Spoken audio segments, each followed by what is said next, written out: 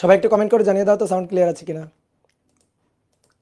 বলো বলো sound clear আছে কিনা। ক্লিয়ার। এই যে লিশান নামে একটা ছেলে আছে, এই প্রত্যেক দিন একটা কমেন্ট করে, ঢুকেই অমনি প্রত্যেকটা দিন।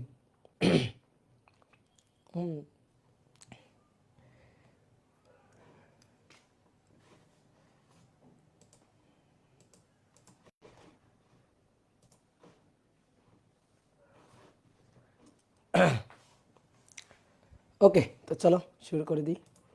ঠিক আছে।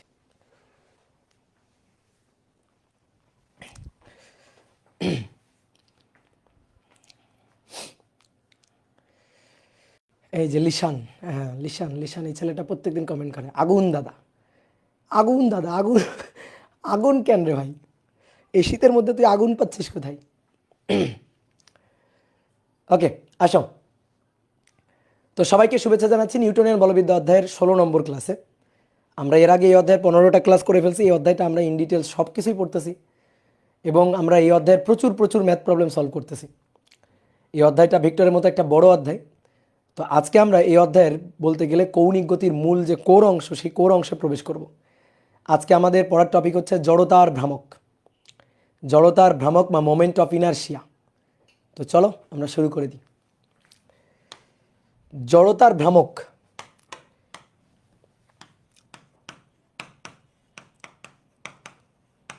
রৈখিক গতিতে যে দায়িত্বটা ভরের, কৌণিক গতিতে সেই দায়িত্বটা হচ্ছে জড়তার ভ্রামকের। এখন কথা হচ্ছে রৈখিক গতিতে ভর কি কাজ করে? কোনো বস্তুর জড়তার পরিমাপক হচ্ছে ভর। কোনো বস্তু জড়তা কি? কোনো বস্তু যে অবস্থায় আছে সেই অবস্থায় থাকতে চাওয়ার প্রবণতাটা হচ্ছে জড়তা। কোনো বস্তু ধরো গতিশীল আছে, গতিশীল অবস্থায় থাকতে চাওয়ার প্রবণতা গতি জড়তা। আর স্থির অবস্থায় আছে, স্থির অবস্থায় থাকতে চাওয়ার প্রবণতা স্থিতি জড়তা। এখন কোনো বস্তুর জড়তার পরিমাপক হচ্ছে ভর। যার ভর বেশি তার জড়তার বেশি।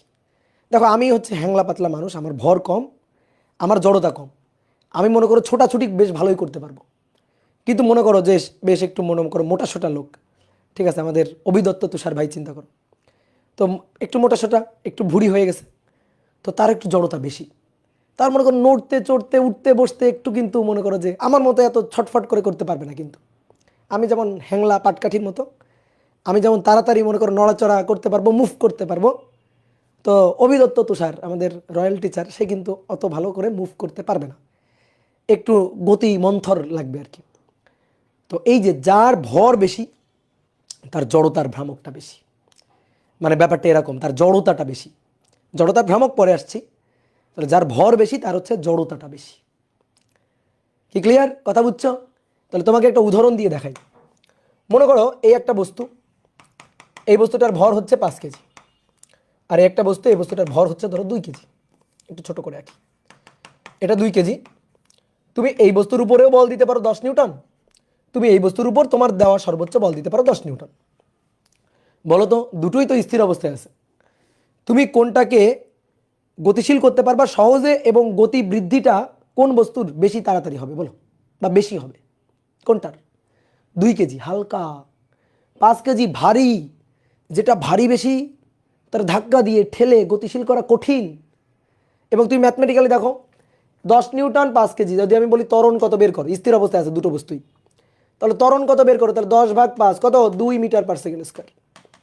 আর এই বস্তুর যদি ত্বরণ বের করি তাহলে 10/2 কত, 5 মিটার পার সেকেন্ড স্কয়ার। তাহলে দেখো দুটো স্থির অবস্থায় আছে, যে বস্তুটা হালকা বেশি তার ধাক্কা দিয়ে তার বেগ বৃদ্ধি করাটা সহজ, এবং দেখো বেগ মানে বেশি বৃদ্ধি পাচ্ছে, সেকেন্ডে 5 মিটার পার সেকেন্ড করে বৃদ্ধি পাচ্ছে, কিন্তু এর বেগ সেকেন্ডে 2 মিটার পার সেকেন্ড করে বৃদ্ধি পাচ্ছে। তাহলে এর ত্বরণ হচ্ছে কম, ভারী ত্বরণ কম, গতিশীল করা কঠিন, হালকা এই কারণে গতিশীল করা সহজ, ত্বরণ বেশি হচ্ছে। তাহলে কোনো বস্তুর ভর যত বাড়ছে তাকে অবস্থার, তার জড়তার পরিবর্তন করা আমার ক্ষেত্রে তত কঠিন হচ্ছে। কথা বুঝতে পারছো? তাহলে ভর হচ্ছে রৈখিক গতির ক্ষেত্রে জড়তার পরিমাপক। এমন যদি হইতো ধরো বস্তুটা গতিশীল, দুইটা বস্তুই গতিশীল, আমি থামাইতে চাই, আমি ধরো দুইটা বস্তুকে থামাইতে চাই, তাহলে থামাইতে গেলে যেটা ভারী সেইটাকে কিন্তু থামাইতে আমার একটু বেশি কষ্ট হবে, আর যেটা হালকা সেটাকে কিন্তু সহজে আমি থামাই দিতে পারবো। কি ক্লিয়ার? তাহলে এই হচ্ছে ব্যাপারটা, যে কোনো বস্তুকে গতিশীল করা সহজ বা কঠিন এই জিনিসটা, এই যে ভর, এটা কিন্তু পরোক্ষভাবে নির্ধারণ করে দিচ্ছে। তো আমরা ভর নিয়ে আলোচনা করতে চাই না, আমরা আলোচনা করতে চাই জড়তার ভ্রামক নিয়ে। কৌণিক গতির ক্ষেত্রে রৈখিকভাবে গতিশীল করব না, কৌণিকভাবে গতিশীল করব, মানে ঘুরাবো। সহজ কথা, কোনো একটা বস্তু অঘূর্ণনশীল আছে, মানে ঘুরছে না, স্থির আছে, আমি তাকে ঘুরাইতে চাই। তো তাকে ঘুরানোটা, তার ঘুরানোটা মানে কৌণিক গতির পরিবর্তন করাটা কত সহজ হবে, কত কঠিন হবে, এই ব্যাপারটা নির্ধারণ করবে কৌণিক জড়তা, যেটাকে আমরা বলি জড়তার ভ্রামক। রৈখিক জড়তা হচ্ছে ভর, রৈখিক গতির ক্ষেত্রে জড়তা হচ্ছে ভর, আর কৌণিক গতির ক্ষেত্রে জড়তা হচ্ছে জড়তার ভ্রামক। যেমন তুমি মনে করো, সাপোজ এই যে লাঠিটা দেখো, এটা একটা লাঠি, এটা হচ্ছে আমাদের অফলাইন ব্যাচের লাঠি, এটার একটা সুন্দর নাম আছে, এর নাম হচ্ছে কালা জাহাঙ্গীর। বুঝছো, যখন অফলাইন ব্যাচের স্টুডেন্টরা পড়াশোনা না করে তখন এইটা আমি ওদের পিঠের উপর ঝাড়ি। তো এই যে লাঠিটা, এই লাঠিটাকে আমি ঘুরাবো, দেখো ঘুরাবো। তো এই লাঠিটাকে মধ্যবিন্দুতে ধরে, এই যে মধ্যবিন্দুতে ধরো 2 আঙ্গুল দিয়ে ধরে এইভাবে ঘুরাবো, এইভাবে আমি চারপাশে ঘুরাবো ধরো। আবার মনে করো প্রান্ত বিন্দুতে ধরে, এই যে প্রান্ত বিন্দু, এই প্রান্ত বিন্দুতে ধরে চারপাশে ঘুরাবো। দেখো এই প্রান্ত বিন্দু দিয়ে ঘুরাইতে কিন্তু আমার একটু বেশি কষ্ট হবে, দেখো লাঠিটাকে দেখো ঘুরাইতে পাচ্ছি না, উঠাইতেই কষ্ট হচ্ছে, এই যে ঘোরানোটা একটু বেশি কঠিন হবে। তাহলে দেখো মাঝখানে 2 বিন্দুতে, মাঝখানের মধ্যবিন্দুতে 2টা আঙুল দিয়ে ধরে ঘোরানোটা সহজ, বাট এই প্রান্ত বিন্দু দিয়ে ঘোরানোটা একটু কঠিন হয়ে যাচ্ছে। দেখো কৌণিক গতির পরিবর্তন করাটা আমার কাছে একটু কঠিন হয়ে যাচ্ছে যখন আমি প্রান্তে হাত দিচ্ছি। তোমার হাতে যদি স্কেল থাকে, সেই স্কেলে তুমি মাঝে হাত দিয়ে দেখো ঘোরানোটা সহজ, এভাবে 2 আঙ্গুল দিয়ে ট্রাই করবা, আর প্রান্তে 2 আঙ্গুল দিয়ে ট্রাই করবা, দেখবা দেখবা প্রান্তে হাত দিয়ে ধরে দেখবা ঘোরানোটা একটু কঠিন হবে। তাহলে এই যে ঘোরানো কঠিন, জড়তার ভ্রামক বেশি, তার কৌণিক জড়তা বেশি। আর যেখানে ঘোরানো সহজ সেখানে কৌণিক জড়তা তুলনামূলক কম। অর্থাৎ কোনো বস্তুর কৌণিক গতি কত দ্রুত আমি বৃদ্ধি করতে পারবো, ঠিক আছে, কৌণিক গতি কত দ্রুত আমি বৃদ্ধি করতে পারবো বা হ্রাস করতে পারবো, মানে পরিবর্তন করতে পারবো, এই ব্যাপারটা নির্ধারণ করে কৌণিক জড়তা, যার নাম হচ্ছে জড়তার ভ্রামক। তো জড়তার ভ্রামক কাকে বলে আসো একটু আমরা লিখে ফেলি। কোনো ঘূর্ণনশীল বস্তুর, কোনো ঘূর্ণনশীল বস্তুর ভর এবং ঘূর্ণন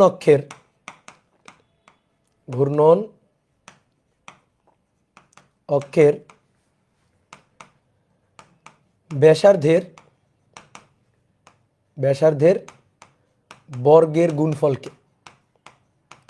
বর্গের গুণফলকে জড়তার ভ্রামক বলে। জড়তার ভ্রামক বলে। খুবই সহজ জিনিস। রৈখিক গতিতে আমরা যেটা ভর পড়ে আসছি, কৌণিক গতিতে ভরের জায়গাটা দখল করে নিচ্ছে জড়তার ভ্রামক। কৌণিক গতিতে ভরের রুমটা দখল করে নিচ্ছে জড়তার ভ্রামক। জড়তার ভ্রামক মোমেন্ট অফ ইনার্শিয়া, এটাকে আমরা আই দিয়ে প্রকাশ করি। ইনার্শিয়া থেকে আই, এটাকে আমরা আই দিয়ে প্রকাশ করি। তাহলে আসো ডেফিনেশন অনুযায়ী আমি একটু চিত্র এঁকে বুঝি তো কি বলছে। মনে করো এইটা হচ্ছে একটা ঘূর্ণন অক্ষ, এই অক্ষের চারপাশে একটা বিন্দু ভরের বস্তু, ধরো একটা বস্তু, এই বস্তুটা এইভাবে অক্ষের চারপাশে ঘুরতে পারে।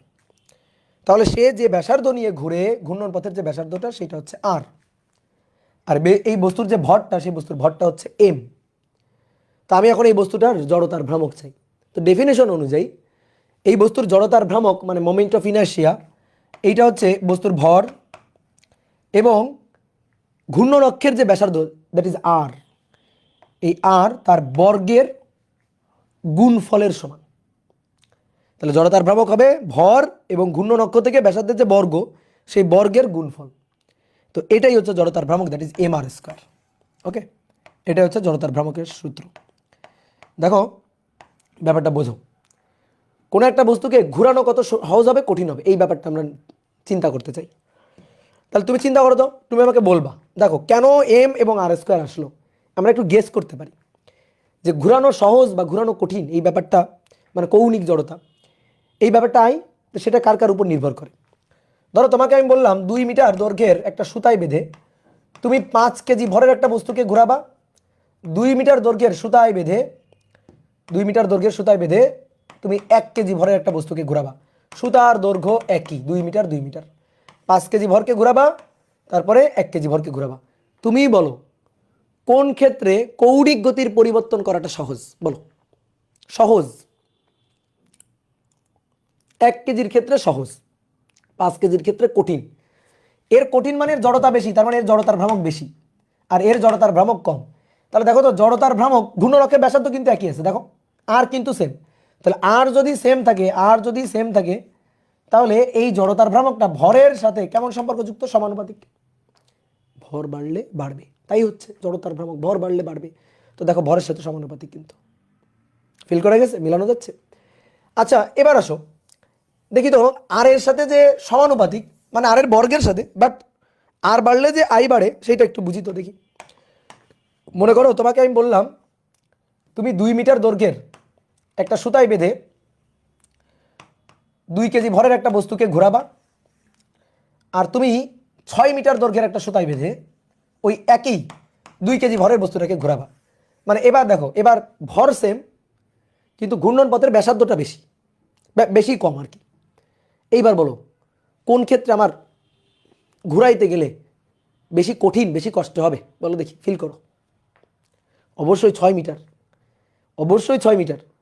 আমি যদি 2 মিটার এরে যদি ঘুরাইতে চাই, সহজে ঘুরাইতে পারবো, দেখো সহজে, দেখো চিন্তা করো, ছোট, সহজে ঘুরাইতে পারবো। কিন্তু দড়ি বড়, এইভাবে বল দিয়ে ঘুরাইতে হবে, অনেক কষ্ট হবে।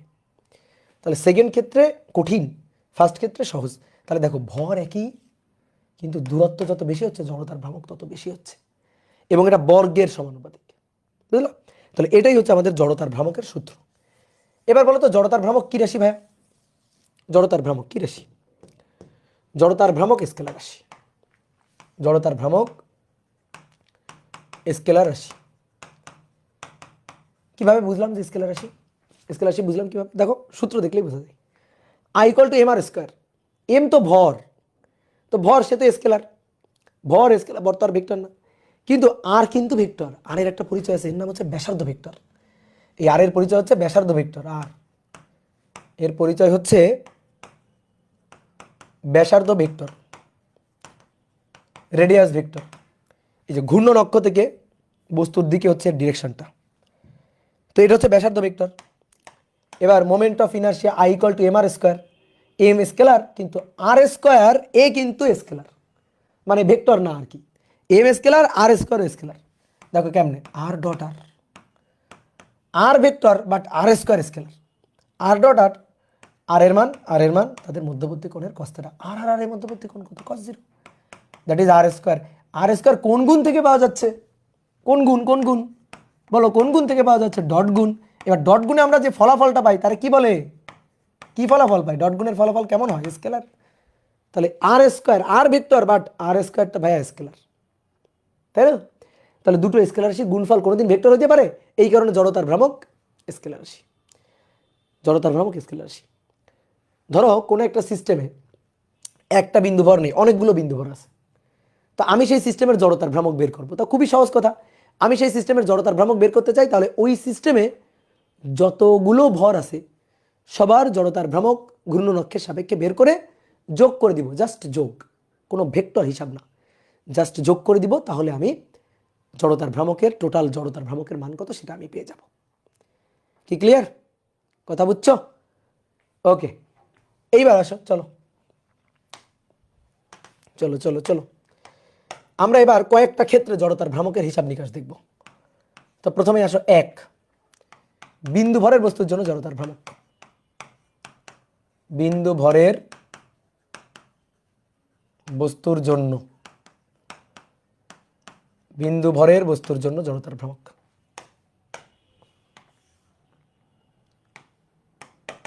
দেখো একটা বিন্দু ভরের বস্তু, তার জন্য জড়তার ভ্রামক। একটু আগে আমরা দেখছি ঘূর্ণন অক্ষ, এই ঘূর্ণন অক্ষের চারপাশে জাস্ট একটা বিন্দু ভর, এই বিন্দু ভরটা এভাবে ঘুরছে, ঠিক আছে?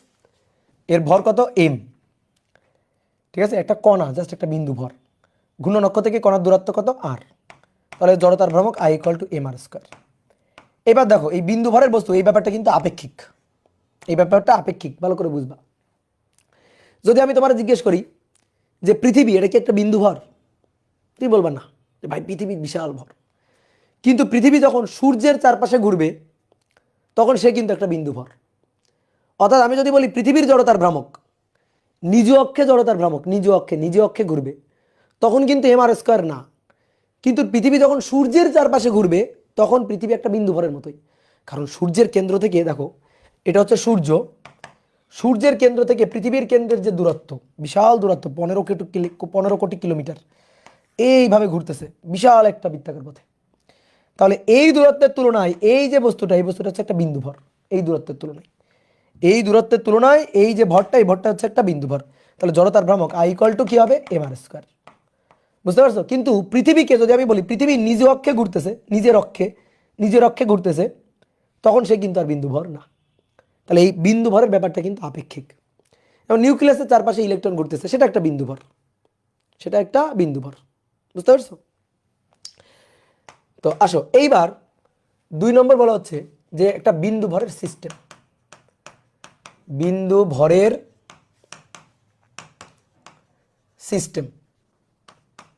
একটা বিন্দু ভর সিস্টেম।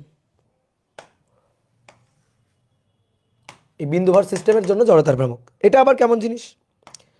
ধরো এটা একটা ঘূর্ণন অক্ষ, ধরো একটা লাঠির কথা চিন্তা করো। এবারে লাঠির সাথে খুবই নগণ্য সরু সরু তার দিয়ে এই একটা ভার লাগানো আছে, তারপরে এই একটা ভার লাগানো আছে, এটা M1, এটা M2, এটা M3। তাহলে M1 এভাবে ঘুরছে, M2 এভাবে ঘুরছে, M2 এভাবে ঘুরছে, M3 এভাবে ঘুরছে। তাহলে এটা R1 ব্যাসার্ধ নিয়ে, এটা R2 ব্যাসার্ধ নিয়ে, এটা R3 ব্যাসার্ধ নিয়ে ঘুরছে। তাহলে এবার এই সিস্টেমের পুরো এই সিস্টেম, এটা একটা ভর সিস্টেম, তার জড়তার ভ্রামক আমরা বের করব। এখানে কয়টা ভর আছে? 1 2 3 তিনটা ভরের জড়তার ভ্রামকের যোগফল। কেমন যোগফল? লব্ধি।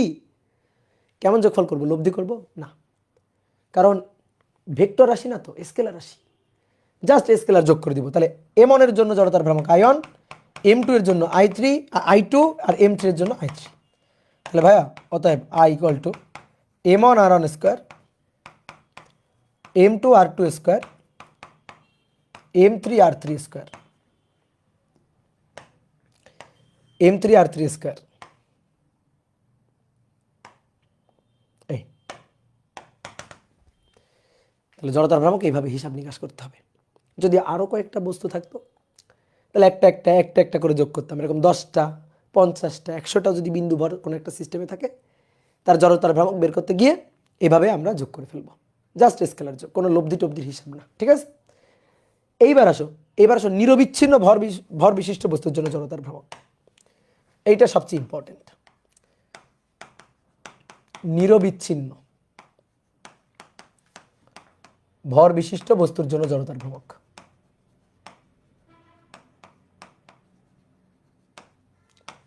নিরবিচ্ছিন্ন ভর বিশিষ্ট বস্তু মানে কি? তুমি ওই বস্তুর ভরগুলাকে তুমি আলাদা করতে পারবা না।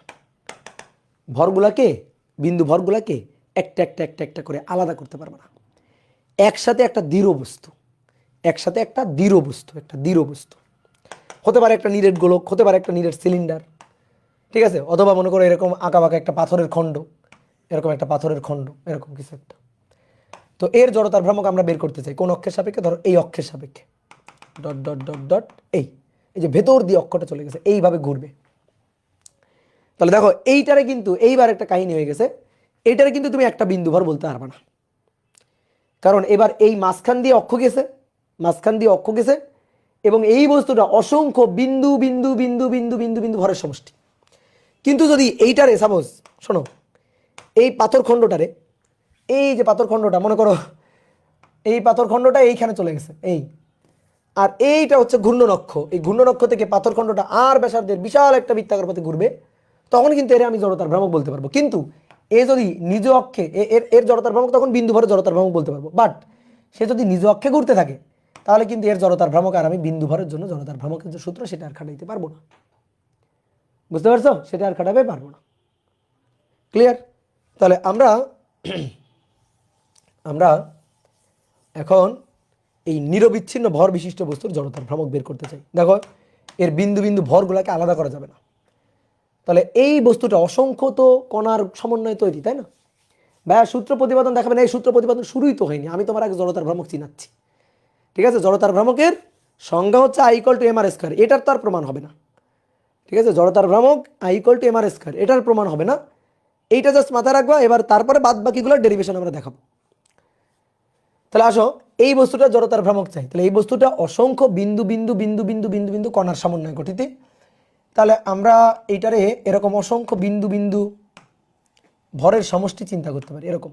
তো আমি আপাতত 5টা দিলাম, এরকম 5টা না 5,05,00,000,000 কণার সমন্বয় গঠিত। তাহলে এটা M1 ভর, সে ভাইয়া R1 ব্যাসার্ধের বৃত্তাকার পথে ঘুরছে। এটা M2 ভর বিন্দু, সেটা R2 ব্যাসার্ধের বৃত্তাকার পথে ঘুরছে। এটা M3 ভর বিন্দু, সে R3 ব্যাসার্ধের বৃত্তাকার পথে ঘুরছে। M4 R4 ব্যাসার্ধের বৃত্তাকার পথে, এভাবে dot dot dot dot dot dot, ধরো MN সে RN ব্যাসার্ধের বৃত্তাকার পথে ঘুরছে। আমি এখন এর জড়তার ভ্রামক বের করতে চাই। এরকম লক্ষ লক্ষ কোটি কোটি কণার সমন্বয়ে এই বস্তুটা তৈরি। মনে করো তোমার হাত থেকে পড়ে একটা কাচের প্লেট ভেঙে গেছে, অথবা একটা কাচের গ্লাস ভেঙে গেছে, তাহলে গ্লাসটা অসংখ্য টুকরাতে পরিণত হবে না? তো সেরকম মনে করো যে এই যে বস্তুটা, এই বস্তুটা এরকম অসংখ্য টুকরার সমষ্টি। তা আমি বললাম যে নাও এই যে এটার জড়তার ভ্রামক তুমি বের করো। ঠিক আছে, এটার জড়তার ভ্রামক বের করো। কেমনে বের করবা? তাহলে এটা এই যে অসংখ্য কণার সমন্বয়ে গঠিত, তুমি প্রত্যেকটা কণার জড়তার ভ্রামক যোগ করা শুরু করবা, প্রত্যেকটা কণার।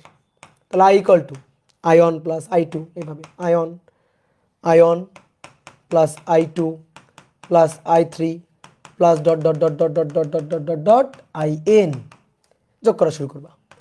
তার মানে কি দাঁড়ালো? M1 R1 square, M2 R2 square, M3 R3 square plus dot dot dot dot dot dot dot dot লাস্টে গিয়ে MN RN square, RN square. ঠিক আছে, এটা তাহলে আমরা এভাবে যোগ করলে কিন্তু টোটাল জড়তার ভ্রামক পেয়ে যাব। তো এইবার শোনো, ধরো সাপোজ তোমাদের সবাইকে আমি একটা বস্তু দিলাম, দিয়ে বললাম যে কালকে তোমরা আমাকে জড়তার ভ্রামক বের করে এনে দেখাবা এই বস্তুর। তাহলে তুমি কি করবা? তুমি বাসায় গিয়ে ওই বস্তুটাকে এরকম ক্ষুদ্র ক্ষুদ্র ক্ষুদ্র ক্ষুদ্র কণা ধরবা, তারপরে ঘূর্ণন অক্ষ থেকে সবার ব্যাসার্ধ মাপবা। এখানে যে টুকরাটা ধরছো সেই টুকরাটার ঘূর্ণন অক্ষ থেকে ব্যাসার্ধ মাপবা, এখানে যে টুকরাটা ধরছো ঘূর্ণন অক্ষ থেকে ব্যাসার্ধ মাপবা, এখানে যে টুকরাটা, এভাবে এই বস্তুটা এরকম অসংখ্য লক্ষ লক্ষ লক্ষ লক্ষ লক্ষ লক্ষ কণার সমন্বয়ে তৈরি। তুমি কি করবা? এই প্রত্যেকটা কণার ভর এবং ঘূর্ণন অক্ষ থেকে দূরত্ব নিয়ে হিসাব নিকাশ করে জড়তার ভ্রামক বের করে নিয়ে আসবা। বলো কয় প্রজন্ম শেষ হয়ে যাবে? বলো। তুমি শুরু করবা, ঠিক আছে, তোমার ছেলে মেয়ে নাতি নাতনি তাদের নাতি নাতনি চলে যাবে, তাও কিন্তু তুমি এর জড়তার ভ্রামক বের করে এনে দিতে আমাকে পারবা না। বুঝলা? পারবা? বলো পারবা না? এখন তুমি কি করলা? ভাই একটা কাজ করবো, আমি চালাকি করবো, আমি এইটারে 10টা টুকরা করে সেই 10টা টুকরা জড়তার ভ্রামক বের করে এনে যোগ করবো। হ্যাঁ ঠিক আছে, করলা। আর একজন কি করলো? 10টা টুকরা না, সে 100টা টুকরা করে এই বস্তুটাকে 100টা টুকরা 100টা ভর চিন্তা করে সেই 100টা ভরের জড়তার ভ্রামক বের করে এনে যোগ করে আমাকে দেখালো। বলো তো আমি দুইজনের মধ্যে কাটটা নিব? দুইজনের মধ্যে, দুইজনের কারোটাই কিন্তু পুরোপুরি ঠিক না, তাহলে দুইজনের মধ্যে কাটটা নিব? যে 100 ভাগ করছে তারটা নিব। আচ্ছা কেউ একজন 1000 ভাগ করছে, তাহলে তারটা আরও বেশি পারফেক্ট হবে। যে 1,00,000 ভাগ করছে তারটা আরও বেশি পারফেক্ট হবে। যে 1 কোটি ভাগ করবে তারটা আরও বেশি পারফেক্ট হবে। তাহলে যত টুকরো করবে তত বেশি পারফেক্ট হবে, তাই না? কথা কি বুঝতে পারছো? তাহলে এই ব্যাপারটাকে আমরা লিখতে পারি, দেখো এই ব্যাপারটাকে আমরা লিখতে পারি সামেশন অফ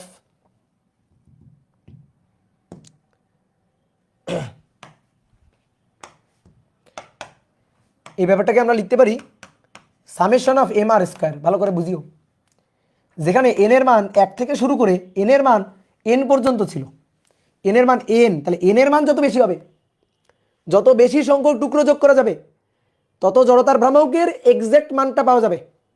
আমি এক্সাক্ট মানটা চাই, তাহলে যত সংখ্যক টুকরো করতে পারবো, যত বেশি সংখ্যক ভাগ করতে পারবো জড়তার ভ্রামকের, তত এক্সাক্ট মান পাবো। তাহলে অসীম সংখ্যক ভাগ যদি কেউ করতে পারে, অসীম ইনফিনিটি, তাহলে সে কিন্তু জড়তার ভ্রামকের সবচেয়ে এক্সাক্ট মানটা পাবে। এবার বলো অসীম সংখ্যক ভাগ করা সম্ভব? অসীম সংখ্যক ভাগ করতে গেলে আজীবন ধরে করা লাগবে। ঠিক আছে, তোমার প্রজন্ম থেকে প্রজন্ম, প্রজন্ম থেকে প্রজন্ম চলে যাবে, কিন্তু ইন্টিগ্রেশন মানে হিসাব আর শেষ হবে না, কি তাই না? বলো তো তুমি কি এই কাজ করবা? চিন্তা করো তো, ধারার যোগফল বের করা। ধরো আমি তোমাকে যোগ করতে বললাম 2 যোগ 4 যোগ 6 যোগ 8 যোগ 10 যোগ 12 যোগ, এভাবে যোগ করতে বললাম। আমি এখন বললাম যে এরকমভাবে 10,000টা পদ যোগ করো। তুমি যদি ম্যানুয়ালি যোগ করা শুরু করো 2 যোগ 4 6, তার সাথে যোগ 6 12, তার সাথে যোগ 8, এভাবে যদি যোগ করা শুরু করো, তাহলে 20,000টা সংখ্যা, 20,000টা পদ পরপর যোগ করতে মানে বহুত সময়ের ব্যাপার না? তাহলে এই কাজটা আমরা কি দিয়ে করতে পারি? ধারা দিয়ে করতে পারি না? ধারার যোগফল। তাহলে ধারার যোগফলে দেখো একটা সূত্র খাটায় কত সহজেই ক্যালকুলেশনটা করা যায়। ঠিক তেমনি এরকম কোনো একটা প্রসিডিউর এখানে আমাদের খুঁজে বের করতে হবে, যাতে এই ক্যালকুলেশনটা, এই যোগটা খুব সহজে করা যায় এবং একেবারে পারফেক্ট অ্যাকুরেট মান দিয়ে করা যায়, অ্যাকুরেট মান পাওয়া যায় হিসাবের।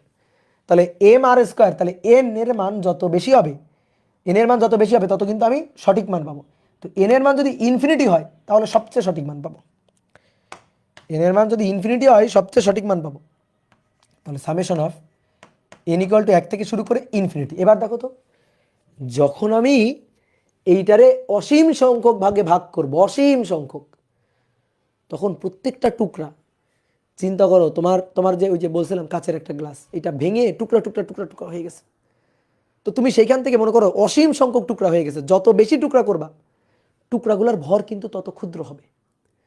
অসীম সংখ্যক টুকরা করলা, ধরো অসীম সংখ্যক টুকরা করছো, সেখান থেকে একটা টুকরা উঠাও তো, উঠাও উঠাও, উঠাই আঙুলের মাথায় নাও। দেখতে পাচ্ছ আঙুলের মাথায়, দেখতে পাচ্ছ এত ছোট এত ছোট এত ছোট, এত ভর কম, তাহলে তার ভর অতি কম। তাহলে এইটা, এই ভরটাকে আমরা বললাম, বিভাজিত ভর অংশগুলোকে আমরা বললাম ডিএম। সেই ডিএম টেন্স টু 0, বুঝলা? হ্যাঁ, গুড, ভেরি গুড। তাহলে এইবার এই জিনিসটার একটা সুন্দর অর্থ আছে। তুমি যখন কোনো জিনিস যোগ করবা, যে জিনিসটা যোগ করবা তার সংখ্যা যদি অসীম হয়, সংখ্যা অসীম, এবং যা যোগ করতেছো সেগুলো যদি ক্ষুদ্র ক্ষুদ্র ক্ষুদ্র ক্ষুদ্র ক্ষুদ্র ক্ষুদ্র জিনিস হয়, যেমন যে এখানে টেন্স টু 0, তাহলে এই এই যোগের এই প্রসিডিউরটাকে আমরা এত কিছু আর না লিখে জাস্ট একটা সিম্বল দিয়ে রিপ্লেস করে দিতে পারি, এরকম একটা সিম্বল। আর তোমরা সবাই চিনে গেছো এই সিম্বলটা কি। এই সিম্বলটা হচ্ছে যোগজীকরণ সিম্বল। যোগজীকরণ, যোগজীকরণ মানে যোগ করা। তাহলে এম আর স্কোয়ার, তাহলে ডেল এম টেন্স টু 0 হলে, এই যেটা ডেল এম আর কি, ডেল এম টেন্স টু 0 হলে তখন এটাকে আমরা লিখবো হচ্ছে ডিএম, ডিএম, ঠিক আছে, এটাকে লিখবো আমরা ডিএম। আর এই আর স্কোয়ারটাকে আমরা লিখলাম ধরো এক্স স্কোয়ার। আর স্কোয়ারে লিখতে পারো, কোনো সমস্যা নেই, আর স্কোয়ারে লিখো। তাহলে এইটা হচ্ছে আমাদের এই ক্ষেত্রে জড়তার ভ্রামকের সূত্র, কিন্তু আমরা এই আরটাকে পরবর্তীতে এক্স দিয়ে লিখবো। কেন লিখবো? কারণ এরপরে ধরো চাকতি গোলক হিসাব করবো, তো সেখানে ব্যাসার্ধ আর, আবার সূত্রে যদি একটা আর থাকে দুটো আর মারামারি লাগাবে। এই কারণে চাকতির ব্যাসার্ধ, রিংয়ের ব্যাসার্ধ, গোলকের ব্যাসার্ধ আর আরই থাকবে, যেন ওই আরের সাথে এই আর মারামারি না করে। এই কারণে এই আরকে আর দিয়ে না লিখে আমরা এক্স দিয়ে লিখবো, যে ঘূর্ণন অক্ষ থেকে দূরত্ব এক্স স্কোয়ার আর খুবই ক্ষুদ্র একটা ভর ডিএম। এটাকে ইন্টিগ্রেশন করে আমরা টোটাল জড়তার ভ্রামক বের করবো, একটা লিমিটের মধ্যে ইন্টিগ্রেশন করে ফেলবো। ইন্টিগ্রেশন করে আমরা জড়তার ভ্রামক বের করে ফেলবো। ইন্টিগ্রেশন করা মানে যোগ করা, ইন্টিগ্রেশন করা মানে যোগ করা, সহজ কথা। তাহলে চলো এবার প্রসিডিউরটা যেটা শিখলাম অ্যাপ্লাই করি, দেখি আমরা এইভাবে কোনো বস্তুর জড়তার ভ্রামক বের করতে পারি কিনা।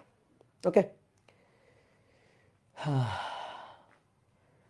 ভাইয়া, আর কি সব করার জন্য সেম হবে?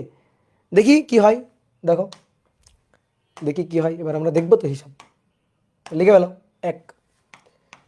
একটা সরু সুষম দণ্ডের, একটা সরু সুষম দণ্ডের মধ্যবিন্দুগামী দৈর্ঘ্যের সাথে লম্বভাবে গমনকারী অক্ষের সাপেক্ষে জড়তার ভ্রামক। দৈর্ঘ্যের সাথে লম্বভাবে গমনকারী অক্ষের সাপেক্ষে জড়তার ভ্রামক।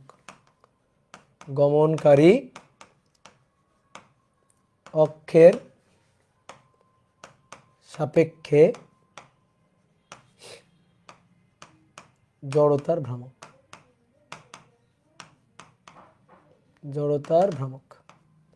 তাহলে সুন্দর করে হেডিংটা লিখে ফেলো। আর যা লিখছি এটা একটু কল্পনা করো তো, মনে মনে একটু কল্পনা করো তো কি লিখছি।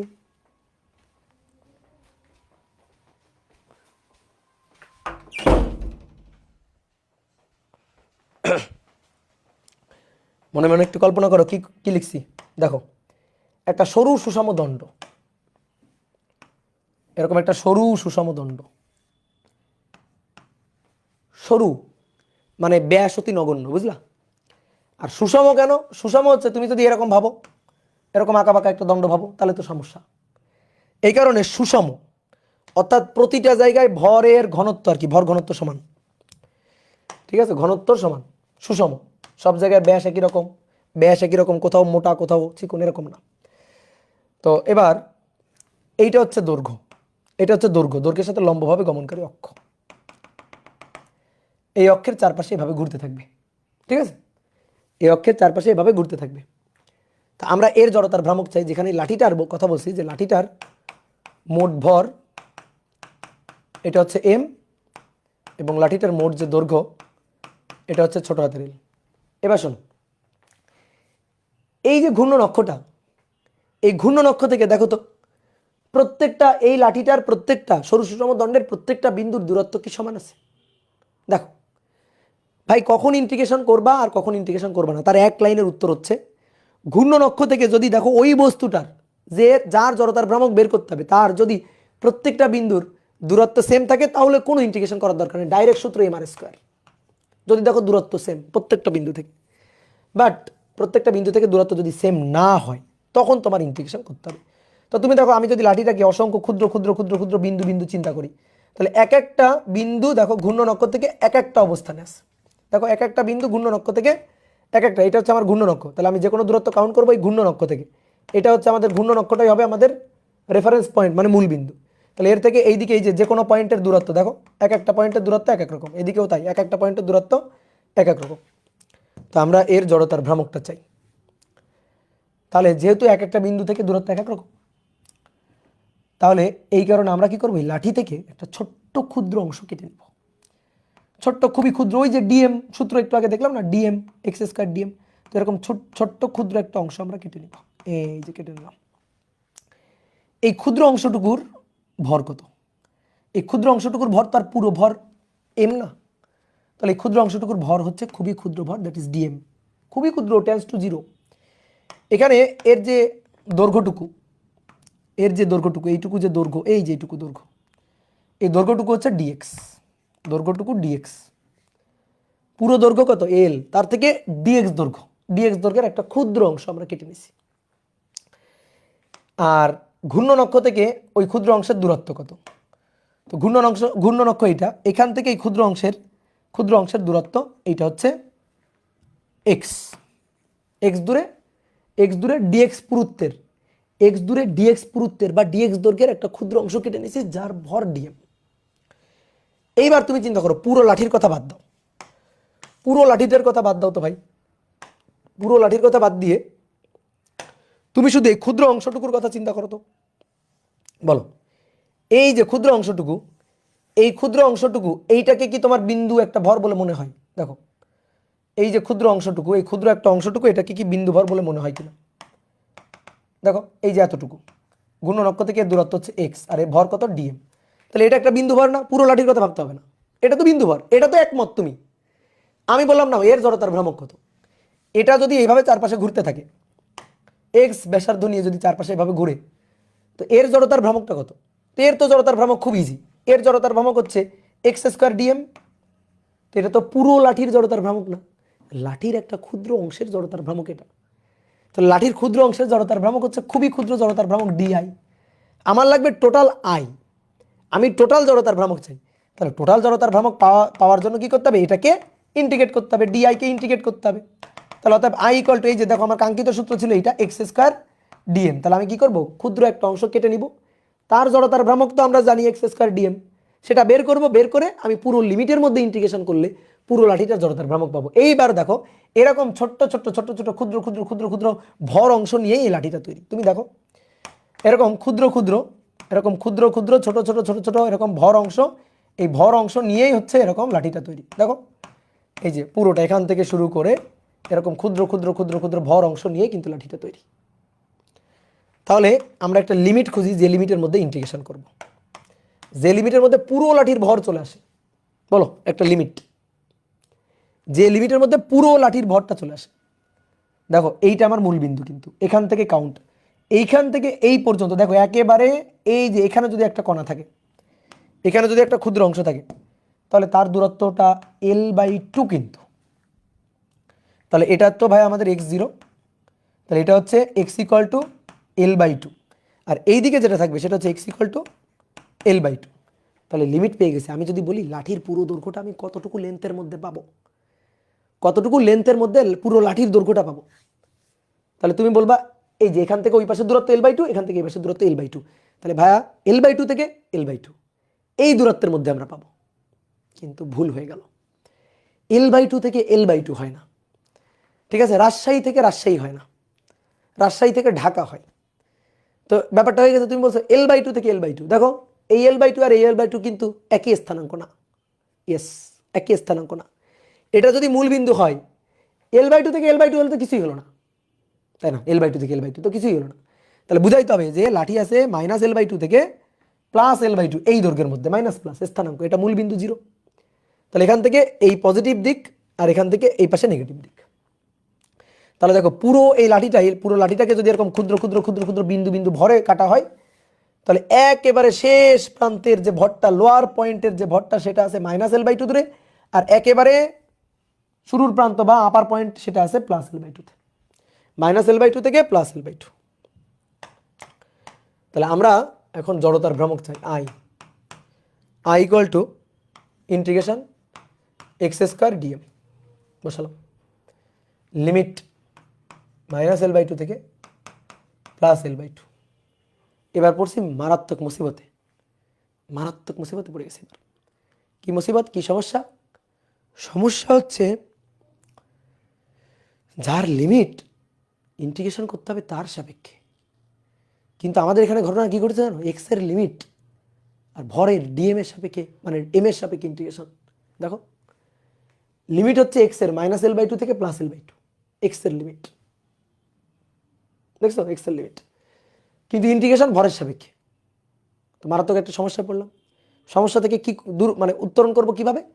আমরা এই ডিএমকে কিছুক্ষণ ধরে মারবো, ডিএমকে কিছুক্ষণ ধরে মারবো, মারপিট করবো ওর সাথে, করে ওই ডিএম থেকে ডিএক্স বের করে নিয়ে আসবো। আর এই মারপিট করতে কই যাব? ছোট ক্লাসে যাব, ছোট ক্লাসে ঐকিক নিয়ম, ঐকিক নিয়মের ক্লাসে চলে যাব। আসো, পুরো লাঠির দৈর্ঘ্য বলো এল, পুরো লাঠির ভর বলো এম, তাহলে এল দৈর্ঘ্যের ভর, এল দৈর্ঘ্যের ভর এম, অতএব একক দৈর্ঘ্যের ভর m/l, অতএব আসো এইটুকু দৈর্ঘ্য ডিএক্স, তাহলে এইটুকু দৈর্ঘ্য ডিএক্স এর ভর m/l dx, ঐকিক নিয়ম ছোটবেলায় শিখে আসছিলাম। এবার আসো ভালো করে তাকাও, নিজেরা জিজ্ঞেস করো, এই এই যে এইটুকু ডিএক্স পুরুত্বের, ডিএক্স দৈর্ঘ্যের এটুকুর ভরের নাম কি ছিল? নাম কি ধরছিলাম? ডিএম। আর এটুকুর ভর ঐকিক নিয়মে বের করছি, তাহলে ডেফিনেশন অনুযায়ী এটাই তো আমার ডিএম, তাই কিনা? এটাই তো আমার ডিএম, এটুকুর ভরকে নাম দিয়েছিলাম ডিএম, তো ডেফিনেশন অনুযায়ী এটাই তো আমার ডিএম। এল দৈর্ঘ্যের ভর এম, একক দৈর্ঘ্যের ভর m/l, অতএব ডিএক্স দৈর্ঘ্যের ভর কত? m/l dx। এইবার সুন্দর করে নিয়ে বসাই দাও ওখানে, দেখো ডিএমকে মার দিছি, সে ডিএক্সে পরিণত হয়ে গেছে। তাহলে ইন্টিগ্রেশন x² dm, ডিএম মানে হচ্ছে m/l dx, লিমিট -L/2 থেকে +L/2, -L/2 থেকে +L/2। তাহলে এবার যারা যারা ধ্রুবক তাদের তাদের সসম্মানে বাইরে নিয়ে আসো, এম সাহেবকে বাইরে নিয়ে আসো, এল কে বাইরে নিয়ে আসো, x² dx, x² dx, এটা কিন্তু ডিফারেন্সিয়েশন, ইন্টিগ্রেশন, পাওয়ার বাড়বে সেই পাওয়ার দিয়ে ভাগ হবে, নিচে লোয়ার লিমিট -L/2 অ্যান্ড উপরে আপার লিমিট +L/2। তাহলে m/3l, আসো বসাই, x এর মানে একবার L/2 বসাবো, এবার খালি হিসাব, আরেকবার -L/2, এটা সূত্রের মাইনাস আর এটা লিমিটের মাইনাস, -L/2 তার কিউব। এবার আসো m/3l, l3/8, আর এখানে -l3/8, মাইনাসে মাইনাসে প্লাস, তাহলে l3/8, l3/8, 2l3/8, বুঝলাম? এটা l3/8, এটাও l3/8, কিন্তু এটা মাইনাস আছে, আর কিউবকে মাইনাস করলে মাইনাস থাকে, সেই মাইনাস আর এই মাইনাস প্লাস, তাহলে 2l3/8, তাহলে 2 আর 8 কাটাকাটি, তাহলে নিচে থাকলো 4, তাহলে 1/12 ml², 1/12 ml²। এই হচ্ছে আমাদের জড়তার ভ্রামক, I = 1/12 ml²। বুঝতে পেরেছ? বুঝতে পেরেছ? বলো। ইন্টিগ্রেশন করে জড়তার ভ্রামক বের করে ফেললাম। তাহলে লাঠিটার জড়তার ভ্রামক, লাঠির দৈর্ঘ্য হচ্ছে এল আর ভর হচ্ছে এম, তাহলে জড়তার ভ্রামক 1/12 ml²। এই হচ্ছে হিসাব নিকাশ। কত সহজ জিনিস না বলো? খুবই খুবই খুবই খুবই সহজ জিনিস। ইয়েস। দেন চলো এবার আমরা সরু সুষম লাঠির আবার জড়তার ভ্রামক বের করবো, কিন্তু এটা তোমাদের দায়িত্ব। তোমরা জড়তার ভ্রামক নিজেরা ইন্টিগ্রেশন করে হিসাব নিকাশ করে বের করবা। তাহলে এবার আমরা আবারও সরু সুষম দণ্ডের জড়তার ভ্রামক বের করব। তাহলে 2 নম্বর দিয়ে লিখো, সরু সুষম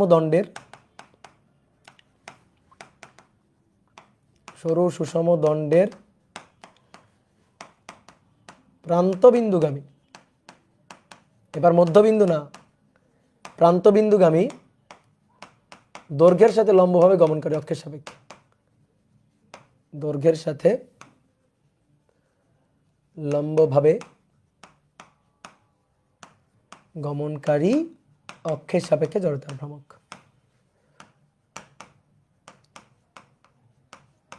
অক্ষের সাপেক্ষে জড়তার ভ্রামক। ওকে,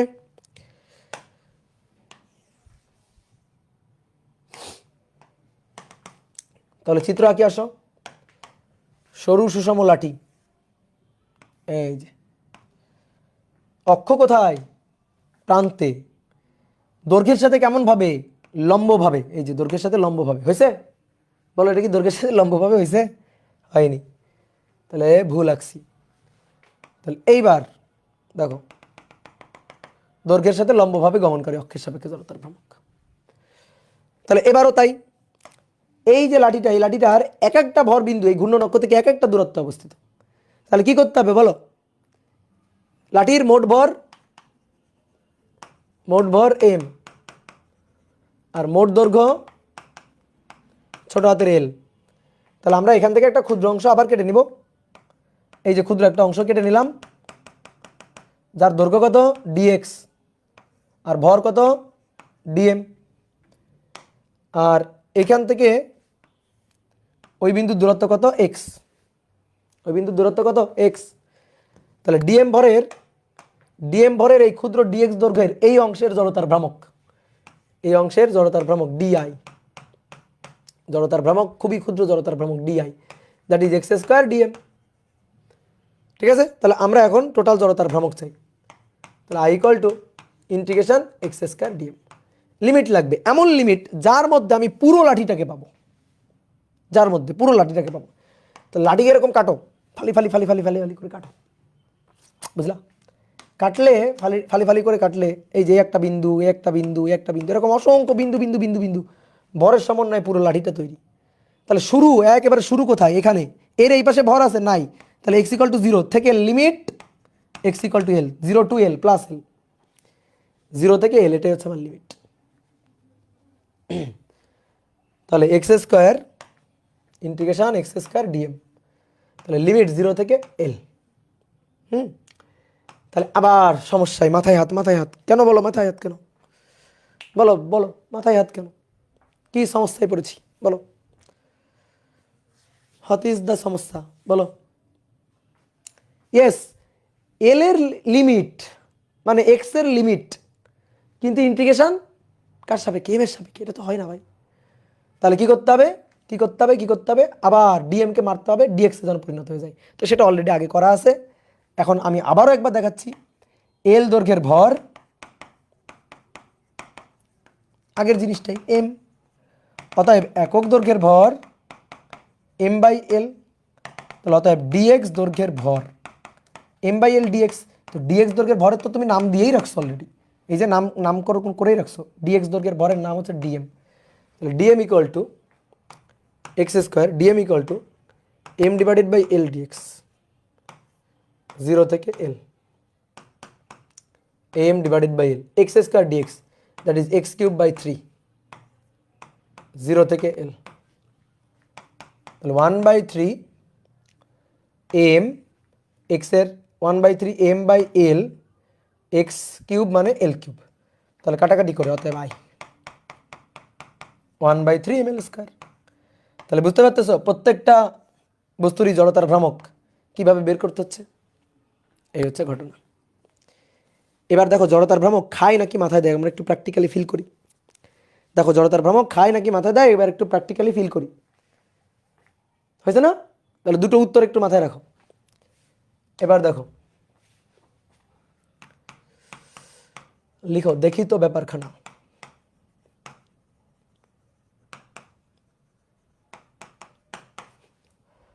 মনে করো একটা সরু সুষম লাঠি, এই যে লাঠি, ধরো আমার লাঠিটা, আমার যে ব্যাটটা আছে সেই ব্যাটটা, এটা মধ্যবিন্দু দিয়ে ঘোরাবো।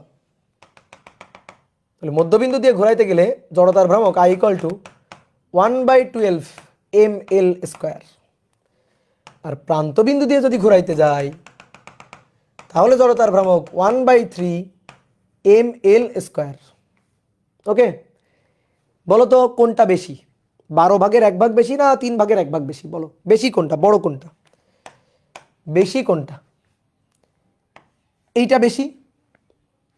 এই 1/12 কেমনে বড় হয়?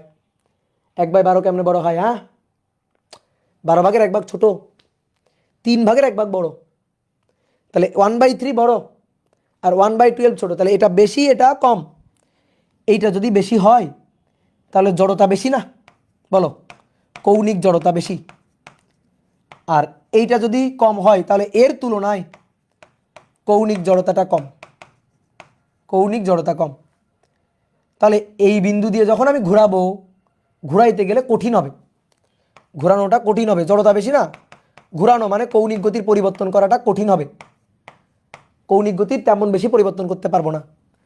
কিন্তু এখান থেকে যদি ঘুরাইতে চাই সহজে ঘুরাইতে পারবো, জড়তা কম যে, তাহলে ঘোরানোটা সহজ হবে, কৌণিক গতির পরিবর্তন করাটা সহজ হবে, সুবিধা হবে, ঘোরানোটা সহজ হবে। এই কথাটা কি বুঝতে পারছো কিনা? এইটুকু তো বুঝতে পারছো নাকি? তাহলে এবার আসো, দেখো এই যে কালা জাহাঙ্গীর, দেখো এই যে আমি তোমাকে বললাম নাও, তুমি চাইলে স্কেল নিতে পারো, তোমার টেবিলের স্কেল নিতে পারো। এই যে 2 হাত দিয়ে ধরে ঘুরাবো, কোথায় ধরছি? মধ্যবিন্দুতে ধরছি। দেখো 2 হাত দিয়ে মানে 2 আঙ্গুল দিয়ে মধ্যবিন্দুতে ধরছি, মধ্যবিন্দুতে ধরে এভাবে ঘুরাবো। এই দেখো, দেখো কত ইজিলি ঘুরাইতে পারতেছি। আমি কিন্তু 2 আঙ্গুল দিয়ে ঘুরাচ্ছি, পুরো হাত দিয়ে ধরি নাই, জাস্ট 2 আঙ্গুল। তুমিও তাই করবা, 2 আঙ্গুল দিয়ে মধ্যবিন্দুতে ধরে ঘুরাচ্ছি, মোটামুটি সহজেই ঘুরাইতে পারতেছি। দেখো এই যে, এইবার সেম কাজটা প্রান্ত বিন্দু দিয়ে ঘুরে করতে চাই, সেম কাজটা প্রান্ত বিন্দু দিয়ে ধরে করতে চাই। দেখো অবস্থা,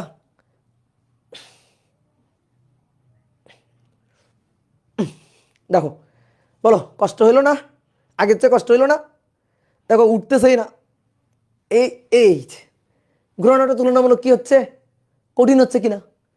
তাহলে এইখানে এইখানে ধরে ঘোরানোর সহজ, কিন্তু এই প্রান্ত ধরে ঘোরানোটা দেখো অনেক কঠিন, অনেক কঠিন, বুঝলা? অনেক কঠিন প্রান্ত ধরে ঘোরানোটা। তাহলে ঘোরানো সহজ, ঘোরানো কঠিন হচ্ছে। জড়তা বেশি, জড়তা বেশি, জড়তা কম হচ্ছে। এই দেখো জড়তা কম হচ্ছে, ঘোরানো সহজ হচ্ছে, জড়তা বেশি, ঘোরানোটা কঠিন হচ্ছে। তাহলে দেখো একই বস্তুর জড়তার ভ্রামক দুইটা ভিন্ন ভিন্ন অক্ষের সাপেক্ষে ভিন্ন ভিন্ন রকম হচ্ছে কিনা? বলো হচ্ছে কিনা বলো। এইবার তোমার কাছে আমি একটা প্রশ্ন করতে চাই। প্রশ্নটা হচ্ছে, আচ্ছা রৈখিক গতিতে আমরা তো ভর দিয়েই ব্যাপারটাকে প্রকাশ করতাম, একমাত্র ভর দিয়ে প্রকাশ করতাম, যে যার ভর বেশি তার জড়তা বেশি, তারে গতিশীল করা কঠিন, যার ভর কম তার জড়তার কম, তার গতিশীল করা সহজ, আমরা ভর দিয়ে বলতাম। কৌণিক গতিতে কেন আমার জড়তার ভ্রামকের দরকার হইলো? আমি ভর দিয়েই বলতে পারতাম না? কৌণিক গতিতেও ভর দিয়েই বলতে পারতাম না, জড়তার ভ্রামকের কি দরকার হইল? একই তো কথা, ভর বেশি জড়তা বেশি, ভর কম জড়তা কম। বলো হবে? যদি তুমি শুধুমাত্র ভর দিয়ে বলতা তাহলে তুমি লাঠির জড়তার ভ্রামক সবসময় একই বলতা, সবসময় একই। কিন্তু দেখো তো ভাই, লাঠির জড়তার ভ্রামক বিভিন্ন অক্ষের সাপেক্ষে বিভিন্ন রকম ঘুরবে, তো তো কোনো না কোনো বিন্দুকে তো অক্ষ নিয়ে অক্ষ ধরে কেন্দ্র করে ঘুরবে। তাহলে এই কারণে বিভিন্ন বিন্দুর সাপেক্ষে জড়তার ভ্রামক বিভিন্ন রকম। তাহলে শুধু ভরের ব্যাপার না, ভরের সাথে ঘূর্ণনক্ষের একটা ব্যাপার স্যাপার আছে। ঘূর্ণনক্ষটা কোথায়, মাঝখানে নাকি প্রান্তে, নাকি মাঝখানে এবং প্রান্তের মাঝখানের কোনো বিন্দুতে, মানে মাঝে আর প্রান্ত এর মাঝখানের কোনো বিন্দুতে, কোন বিন্দুতে হবে, অর্থাৎ অক্ষ কোথায় হবে, এর উপরও কিন্তু ডিপেন্ড করে জড়তার ভ্রামক। ঠিক আছে? তাহলে কৌণিক জড়তাটা অর্থাৎ জড়তার ভ্রামক শুধু ভরের উপর নয়, অক্ষের উপরও নির্ভর করে। কারণ একই লাঠির জড়তার ভ্রামক দেখো দুইটা ভিন্ন ভিন্ন অক্ষের সাপেক্ষে ভিন্ন ভিন্ন রকম হচ্ছে। তাহলে জড়তার ভ্রামক খায় নাকি মাথায় দেয়, বোঝা গেল? ঠিক আছে, আশা করি ফিল করতে পেরেছো। এবার আসো, তাহলে আরও কয়েকটা বস্তু জড়তার ভ্রামক আমরা বের করব। তাহলে তোমার একটা কথা বলে রাখি, আবারও বলতেছি, যখন দেখবা ঘূর্ণন অক্ষ থেকে যে বস্তুটা ঘুরতেছে তার ভিন্ন ভিন্ন ভিন্ন ভিন্ন ভরবিন্দুর মানে দূরত্ব ভিন্ন ভিন্ন, তখন তার জন্য ইন্টিগ্রেশন করতে হবে। আর যদি দেখো যে বস্তুটা ঘুরতেছে তার প্রত্যেকটা ভরবিন্দু একই দূরত্বে ঘূর্ণন অক্ষ থেকে একই দূরত্বে, তখন কিন্তু আর ইন্টিগ্রেশন করা লাগবে না, কথা কি বুঝছো? চলো চলো চলো, তাহলে লিখো 3 নম্বর, একটি পাতলা নগণ্য পুরুত্বের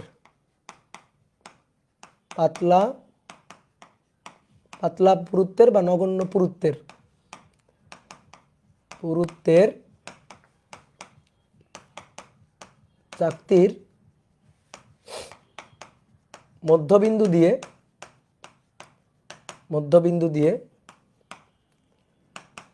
তলের লম্বভাবে গমনকারী অক্ষের সাপেক্ষে জড়তার ভ্রামক। গমনকারী অক্ষের সাপেক্ষে জড়তার ভ্রামক।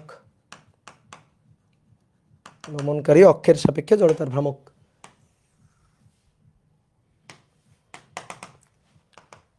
তাহলে এবার হচ্ছে চাকতি। এই যে এইটা হচ্ছে একটা চাকতি, দেখছো? চাকতি কিন্তু নিরেট ভর আছে আর কি, এরকম মাঝখানে ফাঁকা না কিন্তু। এটা হচ্ছে অক্ষ, এই যে তলের মধ্যবিন্দু দিয়ে লম্বভাবে গমনকারী অক্ষ।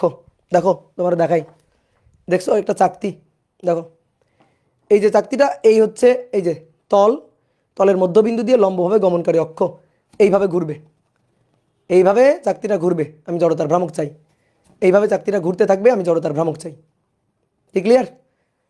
এই চাকতির জড়তার ভ্রামক চাই। তাহলে চলো এবার জড়তার ভ্রামক বের করি। তাহলে কি, একটি পাতলা নগণ্য পুরুত্বের চাকতির মধ্যবিন্দু দিয়ে তলের লম্বভাবে গমনকারী অক্ষের সাপেক্ষে জড়তার ভ্রামক। তাহলে দেখো এইখান থেকে প্রত্যেকটা ভরবিন্দু দূরত্ব ঘূর্ণন অক্ষ থেকে দেখো এক এক রকম দূরত্ব। তাহলে বলো তো ইন্টিগ্রেশন করা লাগবে কি লাগবে না? বলো কি করতে হবে? অবশ্যই ইন্টিগ্রেশন করা লাগবে। তাহলে একটা ক্ষুদ্র অংশ কেটে নিই।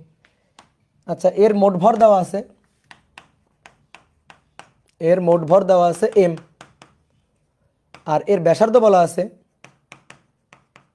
বলা আছে আর। তাহলে আমরা এর উপর থেকে একটা অংশ কেটে নিই, সবাই একটু বোর্ডে দেখো। আমি এরকম একটা অংশ কেটে নিলাম, এই বুঝলা? এবার এইটুকুর জড়তার ভ্রামক বের করবো, যে এক্স স্কোয়ার ডিএম, এটুকু জড়তার ভ্রামক বের করবো, তারপরে ইন্টিগ্রেশন করবো। বলো তো হবে? এই যে একজন বলছে হবে না। কেন হবে না বলো তো? এরকম ভাবে কেটে নিলে হবে না, কেন হবে না? তুমি কি কারণে কেটে নিলা? কারণ এই চাকতির এক একটা ভরবিন্দুর দূরত্ব ঘূর্ণন অক্ষ থেকে এক এক রকম।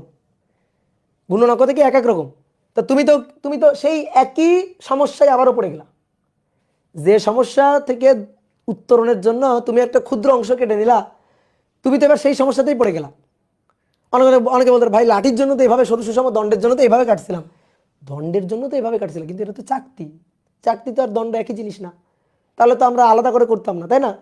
তাহলে এবার দেখো কি সেই সমস্যা কিভাবে পড়ে গেছে। আবার এখান থেকে এই বিন্দুর দূরত্ব বেশি, এখান থেকে এই বিন্দুর দূরত্ব কম, এখান থেকে এই বিন্দুর দূরত্ব আরো কম, এখান থেকে এই বিন্দুর দূরত্ব বেশি, আবার আরো বেশি। তাহলে দেখো তো ঘূর্ণন অক্ষ থেকে এক এক বিন্দুর দূরত্ব কি হচ্ছে? এক এক রকম। ঘূর্ণন অক্ষ থেকে এক এক বিন্দুর দূরত্ব হচ্ছে এক এক রকম। তাহলে ভাই এটা এইভাবে কাটলে হবে না। তাহলে তুমি একটা কাজ করো, এই চাকতি থেকে এমন একটা অংশ কেটে নিবা যে অংশের প্রত্যেকটা বিন্দুর দূরত্ব ঘূর্ণন অক্ষ থেকে যেন সেম থাকে, এমন একটা অংশ কেটে নিবা। তো কেমন একটা অংশ কেটে নিবা বলো তো? একটা রিং, একটা চুরির মতো, মেয়েরা হাতে চুরি পরে না, একটা রিংয়ের মতো অংশ কেটে নিবা, বুঝলা? তাহলে তুমি কি করবা, এখান থেকে এরকম একটা রিংয়ের মতো অংশ কেটে নিবা, এরকম রিংয়ের মতো একটা অংশ কেটে নিবা।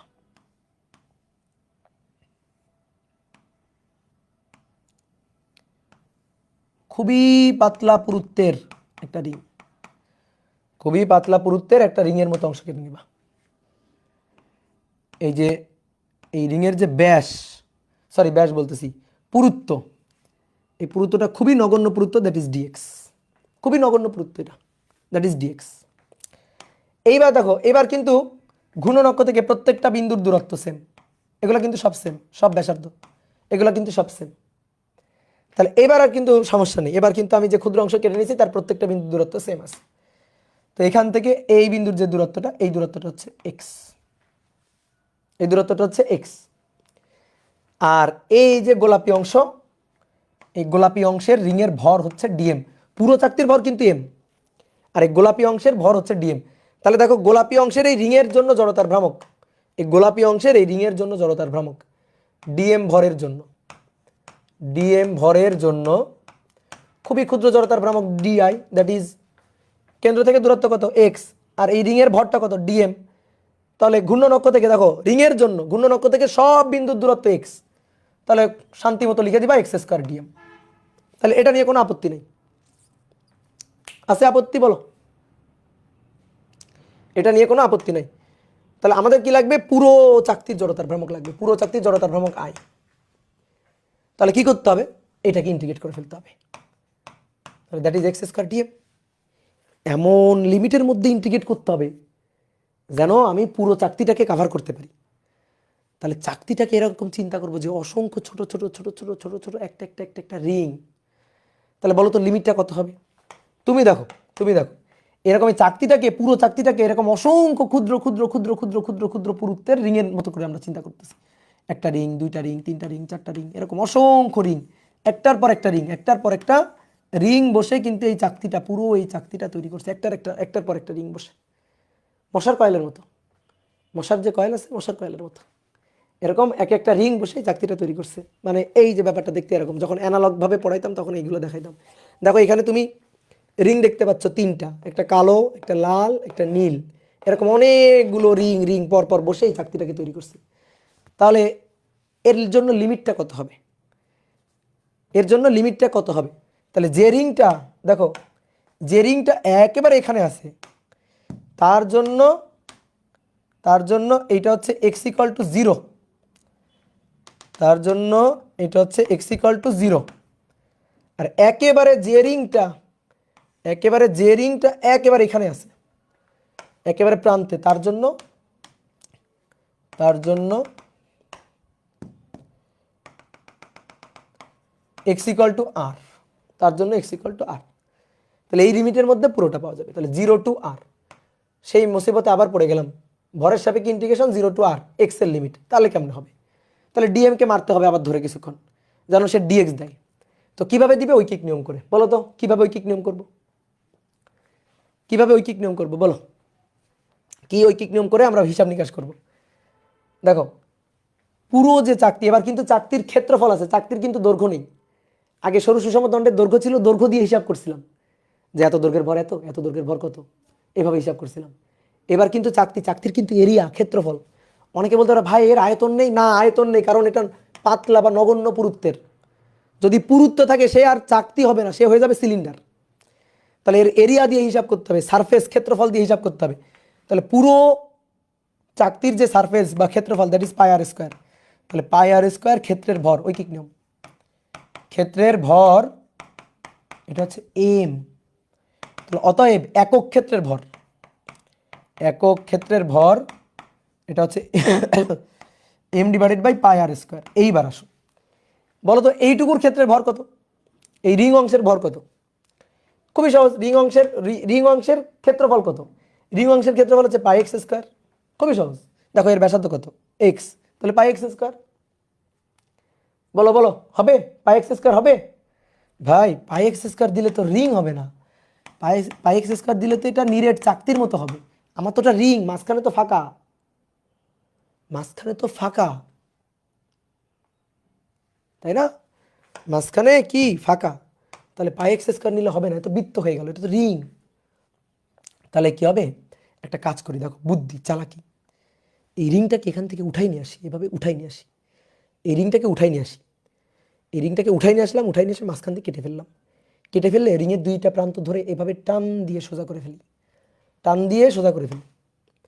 টান দিয়ে সোজা করার পরে দেখো রিংটা দেখতে এরকম, টান দিয়ে সোজা করে ফেলার পরে রিংটা দেখতে এরকম, এই যে এরকম রিংটা দেখতে, টান দিয়ে সোজা করার পরে রিংটা দেখতে কি এরকম না বলো তো? এই যে এরকম, যেখানে এই পুরুত্বটুকু, এই যে পুরুত্বটুকু, এই পুরুত্বটুকু দেখো ডিএক্স, এই যে ডিএক্স পুরুত্ব, আর এই যে এইটুকু ব্যাসার্ধ ছিল এক্স, তাহলে পরিধিটা হচ্ছে 2πx। তাহলে এর ক্ষেত্রফল কত, এর এরিয়াটা কত? এর এরিয়াটা হচ্ছে, এইটুকুর এরিয়া হচ্ছে 2πx dx, দৈর্ঘ্য গুণ প্রস্থ আয়তক্ষেত্র, দৈর্ঘ্য গুণ প্রস্থ আয়তক্ষেত্র। অনেকে বলতে ভাই বাইরের পরিধি 2πx, তাহলে ভেতরের পরিধি তো 2πx থেকে একটু কম, অথবা ভেতরের পরিধি যদি 2πx হয় বাইরের পরিধি তো 2πx থেকে একটু বেশি। কত বেশি? dx পরিমাণ বেশি, dx টেন্ডস টু 0, খুবই সামান্য। এই কারণে dx টেন্ডস টু 0 খুবই সামান্য, এই কারণে আমরা লিখলাম যে এই পাশটা যদি 2πx হয় তাহলে এটাও মোটামুটি 2πx এর মতো, যেহেতু পুরুত্বটা অতি নগণ্য তাহলে এর ক্ষেত্রফল হচ্ছে 2πx dx। বুঝতে পারছো? বলো বুঝতে পারছো কিনা, বলো বোঝা গেছে কিনা? যেমন মনে করো আমার হাতে এই যে কাগজটা আছে, এই কাগজটা দ্বারা আমি একটু বাস করি,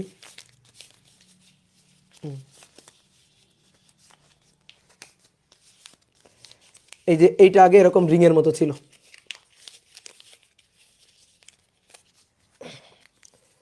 এইটা আগে এরকম রিংয়ের মতো ছিল, এই দেখছো এখানে ছিল এরকম রিংয়ের মতো, ঠিক আছে, এরকম রিংয়ের মতো ছিল। এবার এটার আমি মাঝখান দিয়ে কাটার পরে এইভাবে করে ফেলছি। তাহলে এভাবে করলে দেখো এই পুরুত্বটাই প্রস্থ হয়ে গেছে ডিএক্স, আর এই যে ভেতরের যে পরিধি 2πx, সেটা এখন এই যে ভেতরে পরিধি 2πx সেটা এখন এই যে দৈর্ঘ্য হয়ে গেছে 2πx। তাহলে ক্ষেত্রফল হচ্ছে 2πx dx। বুঝলা? কল্পনা শক্তি বাড়াও, কল্পনা শক্তি বাড়াও, বলো বুঝছো কিনা? নাহলে এই যে কাগজ দেখো, কাগজ, এই যে রিং, এটা রিং, আয়তক্ষেত্র, রিং, আয়তক্ষেত্র। বুঝলা?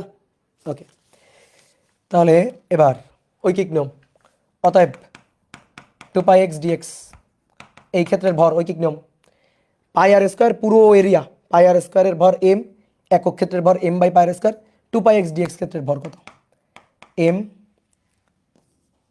m পাই আর স্কোয়ার গুণ 2πx dx। এবার কাটাকাটি, পাই কাটাকাটি, তাহলে কি থাকে? 2mx dx, 2mx dx divided by R square, এটা ইকুয়াল টু dm, কারণ এটার মানই আমি dm বলছিলাম, নাম দিয়েছিলাম dm। তাহলে integration 0 to r X square dm, 2m by R square X DX, 2m by R square X DX, 2m by R square X DX. 2m গেল বাইরে, আর ব্যাসার্ধ ঘুরতে ঘুরতে কি এর ব্যাসার্ধ কমবে বাড়বে? না, ব্যাসার্ধ কনস্ট্যান্ট, সে গেল বাইরে। তাহলে ধ্রুবক জিনিসগুলো সসম্মানে বাইরে, X square X, that means X cube DX, X cube DX 0 to r, তাহলে 2m R square X cube DX X to the power 4/4, 0 to r, একবারে লিমিট বসাই দিই, 0 টু r 0 বসালে তো 0, একবারে বসাই দিই, r টু দি পাওয়ার 4/4, শেষ। r টু দি পাওয়ার 4/4, বড় হয়েছে না? আর কতদিন সম্পূর্ণ লাইন লিখবা? 2/4, 1/2 m r to the power 4 by R square, তাহলে আর স্কোয়ার, তাহলে চাকতির জড়তার ভ্রামক হচ্ছে 1/2 m r স্কোয়ার, চাকতির জড়তার ভ্রামক 1/2 m r স্কোয়ার। ভাইয়া এখন থেকে এসিএস এর ক্লাস শুরু করলে বই শেষ করা যাবে? বই শেষ করে আরও থাকবে, তোমার ক্লাস করে যাইতে হবে, খালি বই শেষ করে আরও থাকবে, ক্লাস করে যাও খালি। তাহলে কত সহজে চাকতির জড়তার ভ্রামক বের করে ফেলছি, বুঝলা? তাহলে এবার আসো 4 নম্বর, 4 একটা রিংয়ের জড়তার ভ্রামক বের করব। 4 একটা সরু রিংয়ের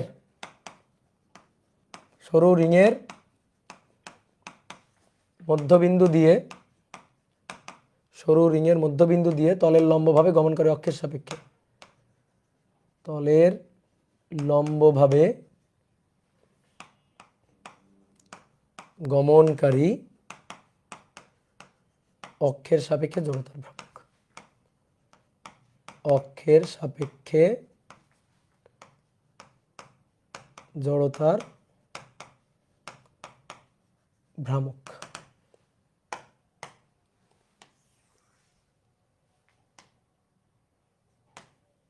ওকে, তাহলে চলো শুরু করি। একটা সরু রিং, তার মধ্যবিন্দু দিয়ে, রিং মাঝখানে ফাঁকা, মাঝখানে ফাঁকা একটা সরু রিং,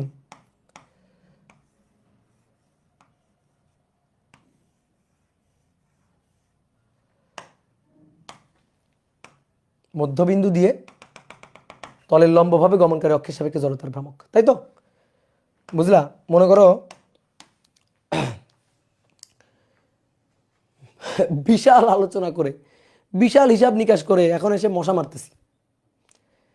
এটা হচ্ছে বিশাল হিসাব, চাকতি খুবই কঠিন জিনিস করে ফেলছি, এবার এসে রিং করতেছি। যে রিংয়ের হিসাব একটু আগে চাকতির মধ্যে করে আসছি, যে রিংয়ের হিসাব একটু আগে চাকতির মধ্যে করে আসছি। দেখো ঘূর্ণন অক্ষ থেকে এই বিন্দুর দূরত্ব, এই বিন্দুর দূরত্ব, এই বিন্দুর দূরত্ব, এই বিন্দুর দূরত্ব সবই সমান, এগুলো সবই ব্যাসার্ধ আর। ঠিক আছে? তোমার কাছে একটু কম বেশি মনে হতে পারে যে ভাই এটা বেশি এটা কম, আরে আমি তো 3D শেপে আঁকছি, সাইড থেকে দেখতেছি, দ্যাট ইজ সাইড ভিউ, এই কারণে এরকম মনে হচ্ছে। তাহলে এর কি আর এর টোটাল ভর যদি এম হয়, মোট ভর, এর মোট ভর যদি এম হয়, তাহলে এর কি আর হিসাব নিকাশ করার জন্য ইন্টিগ্রেশন করা লাগে? এম আর স্কয়ার, শেষ, এম আর স্কয়ার। এবার তারপর যদি তুমি মনে করো যে একটু ভাই হিসাব নিকাশ করে দেখান না, একটু দেখি, আসো দেখাই। আচ্ছা এইটারে আমি অসংখ্য ক্ষুদ্র ক্ষুদ্র ক্ষুদ্র ক্ষুদ্র কয়েকটা বিন্দু ধরি, কয়েকটা বিন্দু ধরি, ধরো এরকম ক্ষুদ্র এই একটা বিন্দু, এই একটা বিন্দু, এই একটা বিন্দু, এই একটা বিন্দু, এরকম অসংখ্য ক্ষুদ্র ক্ষুদ্র ক্ষুদ্র ক্ষুদ্র বিন্দুর সমন্বয়ে এই যে রিংটা, এই রিংটা তৈরি হয়েছে।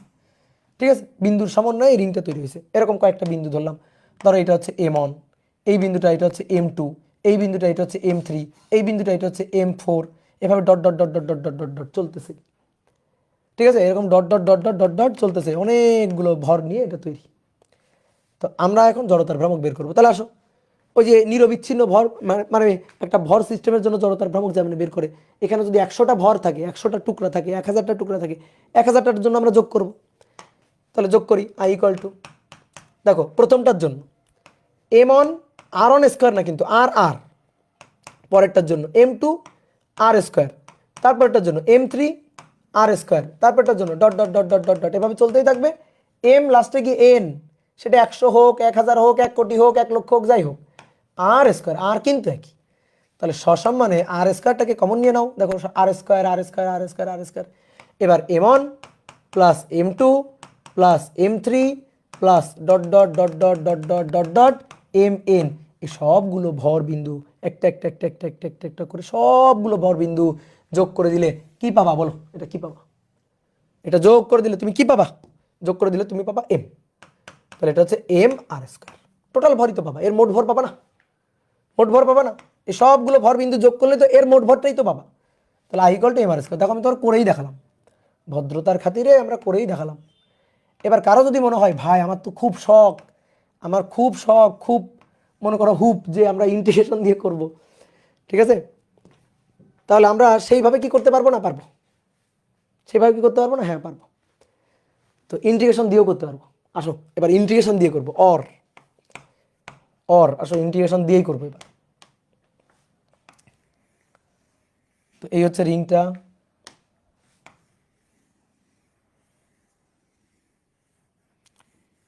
ইন্টিগ্রেশন দিয়ে হিসাব করবো। আসো দেখি কি হয়েছে। ইন্টিগ্রেশন দিয়ে হবে না কেন? ইন্টিগ্রেশন করা লাগে না, কিন্তু করলে কোনো দোষ নেই। ইন্টিগ্রেশন করা লাগে না, কিন্তু করলে কোনো দোষ নেই।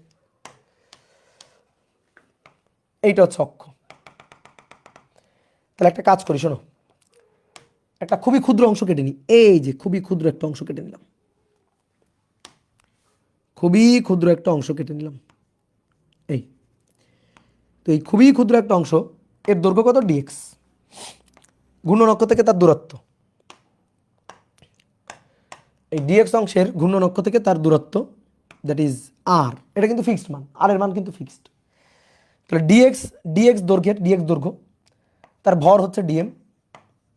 তাহলে dx দৈর্ঘ্যের একটা অংশ কেটে নিলাম। আগে যেমন লাঠি ছিল এরকম সোজা লাঠি, লাঠি থেকে একটা ক্ষুদ্র অংশ কেটে নিয়েছিলাম যার দৈর্ঘ্য dx, ঘূর্ণন অক্ষ থেকে দূরত্বটা r, আর এটা হচ্ছে dm। অনেকে বলছে ভাই এটাকে x ধরলেন না কেন?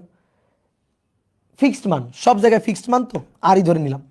x ধরলেও সমস্যা যে আছে তা না। তাহলে এটা r বা x ধরো, সমস্যা নেই। x তার দৈর্ঘ্য পুরুত্ব, দৈর্ঘ্য পুরুত্ব ডিএক্স। তাহলে এর জড়তার ভ্রামক, এর ক্ষুদ্র অংশের জড়তার ভ্রামক, ক্ষুদ্র জড়তার ভ্রামক ডিআই, এটা equal to X square DM. ঠিক আছে, এক্স স্কোয়ার বা আর স্কোয়ার ডিএম, আর স্কোয়ার ডিএম, এক্সকে যেহেতু আমরা আর ধরছি, ও আচ্ছা সরি ইন্টিগ্রেশন তো হবে না আগে, ডিআই, ডিআই মানে তো X square DM that is R square DM. তাহলে আমি চাই টোটাল জড়তার ভ্রামক আই। তাহলে ভাইয়া ইন্টিগ্রেশন কেউ লিখবে না আগে, x square DM limit, limit হচ্ছে দেখো এরকম, তুমি বলবো আমার লিমিটটা দেখো এরকম অসংখ্য ক্ষুদ্র ক্ষুদ্র ক্ষুদ্র ক্ষুদ্র ক্ষুদ্র ক্ষুদ্র ক্ষুদ্র ক্ষুদ্র ভরবিন্দু দিয়ে পুরো রিংটা তৈরি। তাহলে তুমি আমার লিমিট বলো, কোত্থেকে শুরু হয়ে কত দৈর্ঘ্যের মধ্যে পুরো লিমিটটা পাওয়া যাবে।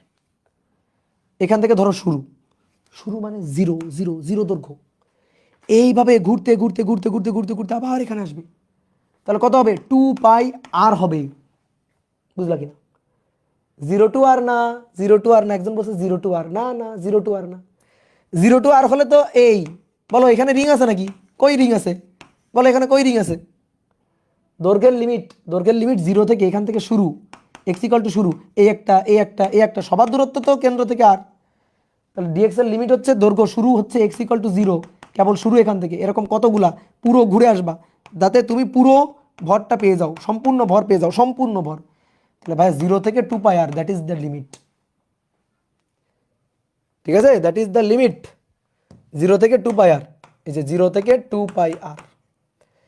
ঠিক আছে, এবার ডিএম কে সরাইতে হবে। তাহলে পুরো পুরো যে রিংটা, সেই রিংয়ের পরিধি হচ্ছে 2 পাই আর, পুরো রিংয়ের দৈর্ঘ্য। ঠিক আছে, পুরো রিংয়ের দৈর্ঘ্য 2 পাই আর। তাহলে 2 পাই আর দৈর্ঘ্যের ভর এম, অতএব একক দৈর্ঘ্যের ভর এম ডিভাইডেড বাই 2 পাই আর। অতএব অতএব ডিএক্স দৈর্ঘ্যের ভর, ডিএক্স দৈর্ঘ্যের ভর, ডিএক্স দৈর্ঘ্যের ভর কই যে লিখবো, ডিএক্স দৈর্ঘ্যের ভর এখানে লিখি, M divided by 2 pi R into DX, that is DM. এটাই আমাদের ডিএম, কাঙ্ক্ষিত ডিএম। বলো বুঝলা কিনা, এটা আমাদের কাঙ্ক্ষিত ডিএম, বলো বুঝলা কিনা।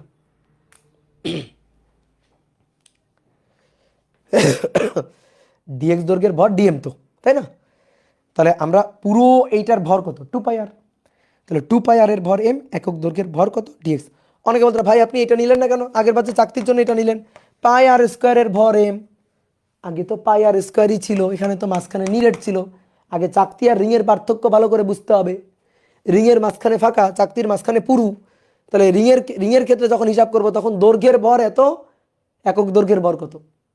ঠিক আছে, আর যখন পাই আর স্কোয়ার তখন চাকতি, পুরোটা চাকতি।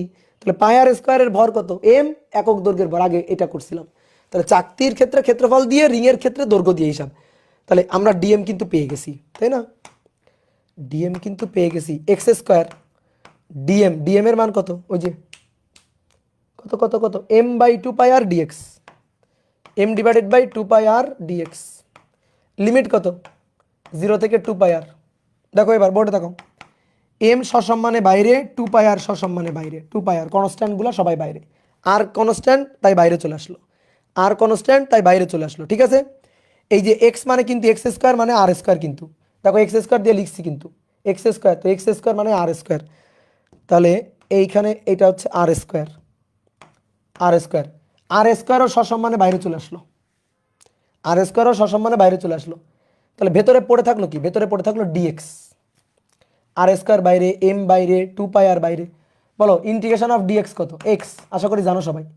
কেন ইন্টিগ্রেশন অফ ডিএক্স এক্স, কারণ এখানে কিছু নেই মানে এক আছে, আর এক মানে এক্স টু দি পাওয়ার 0, তাহলে X to the power 0 + 1 divided by 0 + 1, মনে করাই দিলাম এক্স। তাহলে integration of DX that means X. তাহলে লিমিট 0 থেকে 2 পাই আর, 0 থেকে 2 পাই আর লিমিট। তাহলে দেখো এম আর স্কোয়ার, কাটাকাটি আগে করিও না, 2 পাই আর, ডিএক্সকে ইন্টিগ্রেট করলে এক্স, ডিএক্সকে ইন্টিগ্রেট করলে এক্স, আর এক্স এর লিমিট একবার 2 পাই আর 0, তাহলে এক্স যার লিমিট 0 থেকে 2 পাই আর। তাহলে 0 বসানোর দরকার নেই, 2 পাই আর বসাই দাও, 0 বসানোর কোনো দরকার নেই, কত বসাই দিবা, 2 পাই আর, 2 পাই আর 2 পাই আর কাটাকাটি। তাহলে পড়ে থাকলো M R square, M R square. ঠিক আছে, ওকে, এম আর স্কোয়ার। তাহলে কত পাইলাম, এম আর স্কোয়ার। আগে কত পাইছিলাম এম আর স্কোয়ার, ইন্টিগ্রেশন করলে হবে না তা না, হবে, উত্তর তো অবশ্যই একই আসবে, সেটাই আসছে। ঠিক আছে, লিমিটটা আবার প্লিজ, লিমিটটা তুমি আমার বলো তো কোন দৈর্ঘ্যের মধ্যে পুরো রিংটা পাওয়া যাবে, কোন দৈর্ঘ্যের মধ্যে, কত দৈর্ঘ্যের মধ্যে পুরো রিংটা পাওয়া যাবে বলো, কত দৈর্ঘ্যের মধ্যে পুরো রিংটা পাওয়া যাবে? এক্স ইকাল টু 0 থেকে শুরু করে, এখান থেকে শুরু করে এইটুকু এইটুকু এইটুকু এরকম করে করে করে করে করে করে করে করে কত দৈর্ঘ্যের মধ্যে পুরো রিংটা পাওয়া যাবে? 2πr। তাহলে 0 থেকে 2πr, এটাই তো লিমিট। তো লিমিট কেন বুঝবে না? তো সেই লিমিটটাই আমি ওখানে বসালাম, আর এটাই আমাদের এক্স বা এটাই আমাদের আর, তো সেটা তো কনস্ট্যান্ট। এই যে এক্স স্কোয়ার আর স্কোয়ার সসম্মানে বাইরে, এম বাইরে, 2πr বাইরে, ডিএক্সকে ইন্টিগ্রেট করলে এক্স, যার লিমিট বসাই দিলাম 2πr, 2πr মাইনাস 0 মানে 2πr, 2πr কাটাকাটি এম আর স্কোয়ার। ঠিক আছে, বুঝতে পারছো? প্রতিপাদন কি লাগে ভাই? নো, প্রতিপাদন লাগবে না, যার সূত্র মুখস্থ করবা। দাদা উলম্ব সার্কুলার মোশন আর কনিক্যাল সার্কুলার মোশন পড়াবেন না? আরে থামো, আপনারা প্র্যাকটিস শিট করলে কি আর বইয়ের ম্যাথ করার দরকার আছে? বইয়ের ম্যাথ করবা, বইয়ের ম্যাথ দেখবা সবই পারবা, বইয়ের ম্যাথে কিছু নাই। তুমি আমার লেকচার শিট পড়লে আর বই করার দরকার নেই, লেকচার শিট বারবার পড়বা, তাহলেই হবে, তাহলে সব ম্যাথ হয়ে যাবে, দুনিয়াদারির সব ম্যাথ হয়ে যাবে, দুনিয়াদারির সব ম্যাথ।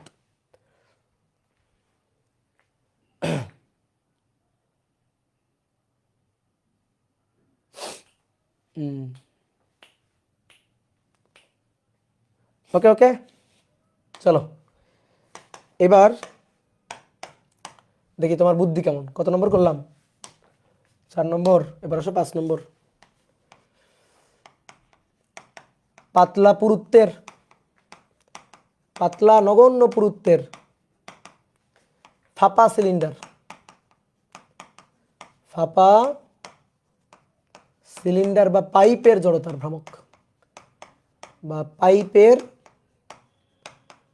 জড়তার ভ্রামক।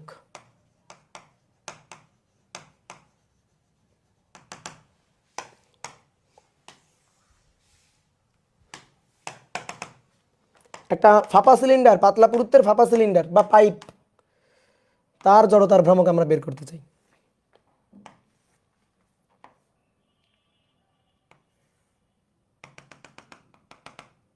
এই এটার জড়তার ভ্রামক আমরা বের করতে চাই, এটা পাইপ ফাঁপা,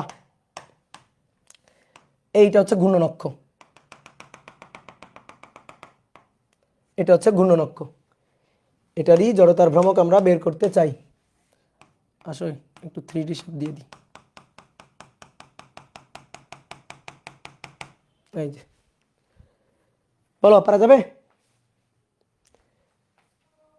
অক্ষ, হ্যাঁ অক্ষ হচ্ছে মধ্যবিন্দুগামী, এই যে লম্ব অক্ষ, এটার জড়তার ভ্রামক, ভেতরটা ফাঁপা, তাহলে এর জড়তার ভ্রামক বের করতে চাই, বলো পারবো? পারতে আমাদের হবেই। এর ব্যাসার্ধ আর, আর মোট ভর এম, মোট ভর এম, জড়তার ভ্রামক আই ইকুয়াল টু হিসাব মনে মনে, মনে মনে, মনে মনে না মনে মনে, এম আর স্কোয়ার। শেষ, শেষ, বলো শেষ, বলো বলো বলো, বুঝছো কিনা বলো, বুঝছো কিনা? এর হিসাব দেখাবো না আর।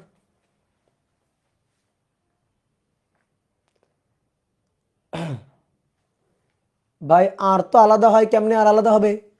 ভালো করে পড়ো। ফাঁপা মানে বোঝো, ফাঁপা মানে বোঝো ভেতরে নেই কিছু, পাইপ, পাতলা পুরুত্বের পাইপ,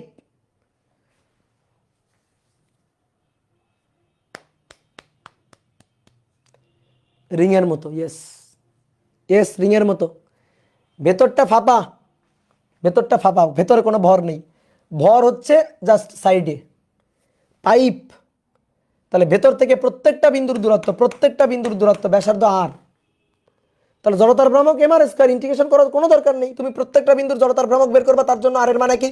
তাহলে আর স্কয়ার কমন নিয়ে প্রত্যেকটা বিন্দুর ভর যোগ করলে টোটাল ভরটাই পাবা, আর টোটাল ভরটা পাইলে জড়তার ভ্রামক পেয়ে যাবা। কি ক্লিয়ার? ওকে, এই তো বুঝে গেছো।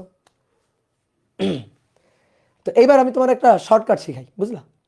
শর্টকাটটা কি? শর্টকাটটা হচ্ছে কোনো বস্তু যদি তার ঘূর্ণন অক্ষের সমান্তরালে লম্বা হয়ে পড়ে, তাহলে তার জড়তার ভ্রামকের চেঞ্জ হয় না।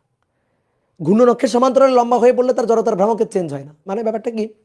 মানে ব্যাপারটা হচ্ছে যা রিং তাই পাইপ, ঠিক আছে, যা রিং তাই পাইপ। ধরো এইটা একটা রিং, তাহলে রিংয়ের এই যে রিংয়ের এইটা হচ্ছে অক্ষ, এই যে এটা হচ্ছে অক্ষ, এর জড়তার ভ্রামক হচ্ছে I = mr²।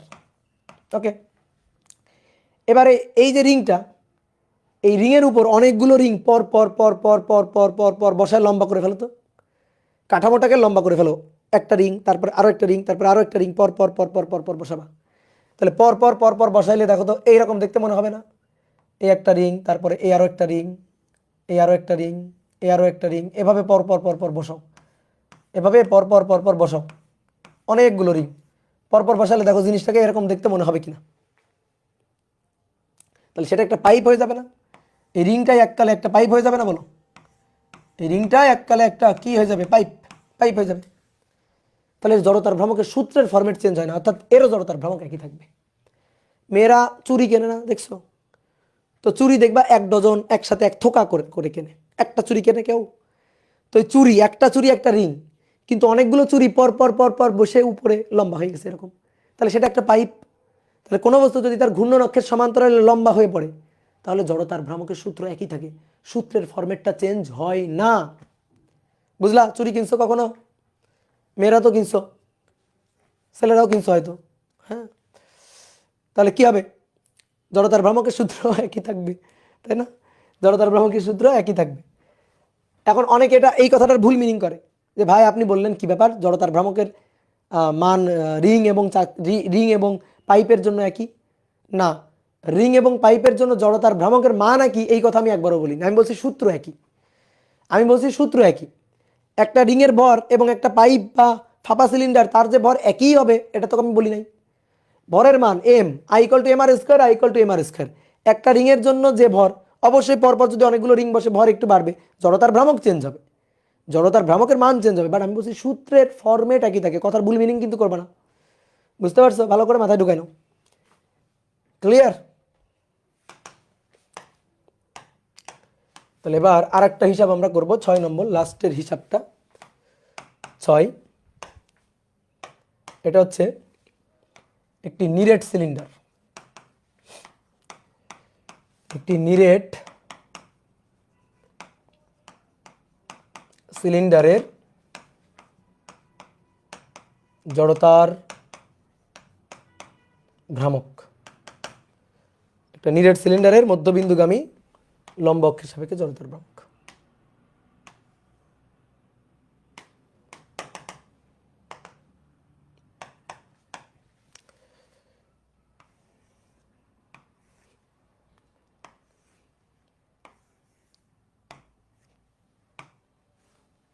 নিরেট, এই যে আটকানো, ভেতরটা নিরেট একেবারে। তো এর মোট ভর এম, আর মোট দৈর্ঘ্য এল, এর জড়তার ভ্রামক বের করতে হবে। তো বলো দেখি এর জড়তার ভ্রামক বের করতে পারবো কিনা আমরা? পারবো। এটার হিসাব দুইভাবে করা যায়, দুইভাবে করা যায়। প্রথম হচ্ছে হিসাব ছাড়া করা যায়।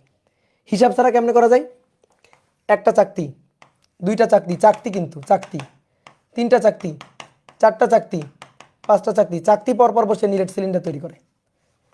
চাকতি এভাবে পরপর বসে নিরেট সিলিন্ডার তৈরি করে কিনা বলো?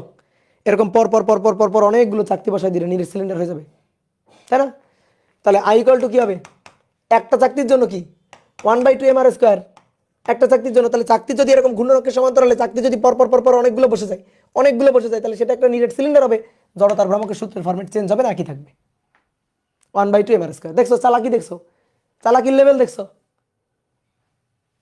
হ্যাঁ। এইবার আসো, যদি কেউ মনে করো ভাই একটু করে দেখান না, তো আসো করে দেখাই আমরা। এর জড়তার ভ্রামকটা একটু বের করে দেখাই, হিসাব করে দেখাই। তো কেমন হিসাব করবা? তুমি একটা কাজ করো, এর মধ্যে থেকে একটা পাইপ কেটে নাও। যেমন চাকতির মধ্যে থেকে একটা রিং কেটে নিছিলা, মনে পড়ে? চাকতির মধ্যে থেকে একটা রিং কেটে নিছিলা, তাহলে এর মধ্যে থেকে একটা পাইপ কেটে নিবা। একটা পাইপ কেটে নাও, এই যে পাইপ কিন্তু এই যে তলানি পর্যন্ত যাবে। হে বেঁকে যাচ্ছে কেন? এই যে পাইপটা একেবারে নিচ পর্যন্ত যাবে,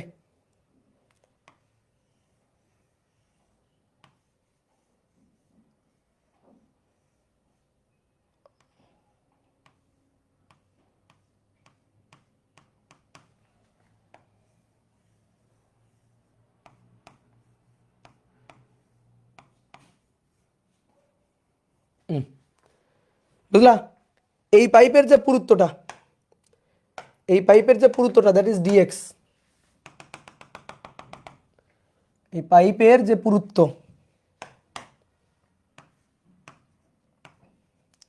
এই পাইপের পুরুত্ব ডিএক্স, পাইপ অংশের ভর ডিএম, আর এখান থেকে এই যে দূরত্বটা দ্যাট ইজ এক্স। তাহলে বলো ভাইয়া পাইপের জড়তার ভ্রামক কত? পাইপের জড়তার ভ্রামকটা কত? এই পাইপ অংশের জড়তার ভ্রামকটা কত? তাহলে ডিএম ভরের পাইপের জড়তার ভ্রামক। পাইপ তো ঘূর্ণন অক্ষ থেকে সব বিন্দু দূরত্ব এক্স, পাইপের একটু আগে আমরা শিখলাম। তাহলে এম ভরের পাইপের জন্য, এম ভরের পাইপের জন্য ডিআই, তাহলে এটা হচ্ছে x square DM, x square DM, তাই তো? বলো।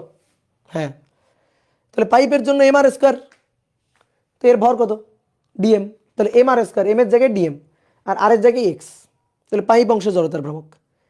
ঠিক আছে, এবার আমরা পাইপ অংশের জন্য তো নিলাম, এখন আমি টোটালটা চাই, তাহলে আমার ইন্টিগ্রেশন করতে হবে।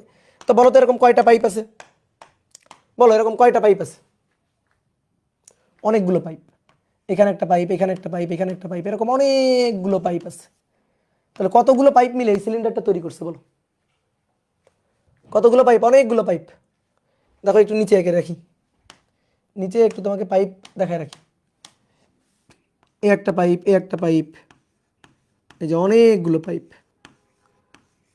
অনেকগুলো পাইপ নিয়ে এই সিলিন্ডারটা তৈরি করছে। তাহলে লিমিট এক্স ইকুয়াল টু 0 থেকে এক্স ইকুয়াল টু আর, এটা হচ্ছে এক্স এর লিমিট। দেখো যে পাইপটা এখানে আছে সেই পাইপটার জন্য এক্স 0, আর যে পাইপটা একেবারে প্রান্তে আছে তার জন্য এক্স আর। মানে আগে তুমি হিসাব করছো কিসের? আগে তুমি হিসাব করছো হচ্ছে চাকতির, এবার হিসাব করবা পাইপের। তাহলে আমি যদি জড়তার ভ্রামক আই চাই, টোটাল জড়তার ভ্রামক I, integration X square DM, limit 0 to R. এইবার ডিএম বের করতে হবে। ডিএম হচ্ছে এই পাইপের ভর। তাহলে একটা কাজ করো, এই পাইপটাকে এখান থেকে খুলে উঠাই নিয়ে আসো, বাইরে উঠাই নিয়ে আসো পাইপটাকে, পাইপ কিন্তু। এবার পাইপটাকে উঠাই নিয়ে এসে মাঝখান দিয়ে কাটো, পাইপটাকে উঠাই নিয়ে এসে মাঝখান দিয়ে কাটো। মাঝখান দিয়ে কাটার পরে দেখো তো এই পাইপটাকে দেখতে এরকম পাও কিনা। ধরো এটার হাইট হচ্ছে এইচ, হাইটটা হচ্ছে এইচ। তাহলে মাঝখান দিয়ে কেটে পাইপটাকে উঠাই নিয়ে আসার পরে দেখো তুমি এই পাইপটাকে এরকম দেখতে পাচ্ছ কিনা।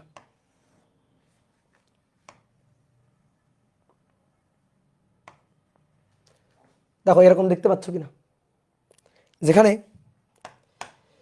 এটা হচ্ছে ডিএক্স পুরুত্ব আর এটা হচ্ছে এইচ হাইট, ডিএক্স পুরুত্ব এইচ হাইট, আর এটা ছিল এক্স। তাহলে এটা যদি এক্স থাকে তাহলে দৈর্ঘ্যটা হয়ে গেছে 2 পাই এক্স। তাহলে এবার এর আয়তনটা বের করো, এর আয়তনটা বের করো, এর আয়তন বলো, এর আয়তনটা বের করো কত? দেখো এই যে পাইপ, কাগজটা দেখো, পাইপটা এখানে ছিল, মাঝখান থেকে কাটছি, কাটার পরে এরকম হয়ে গেছে এই।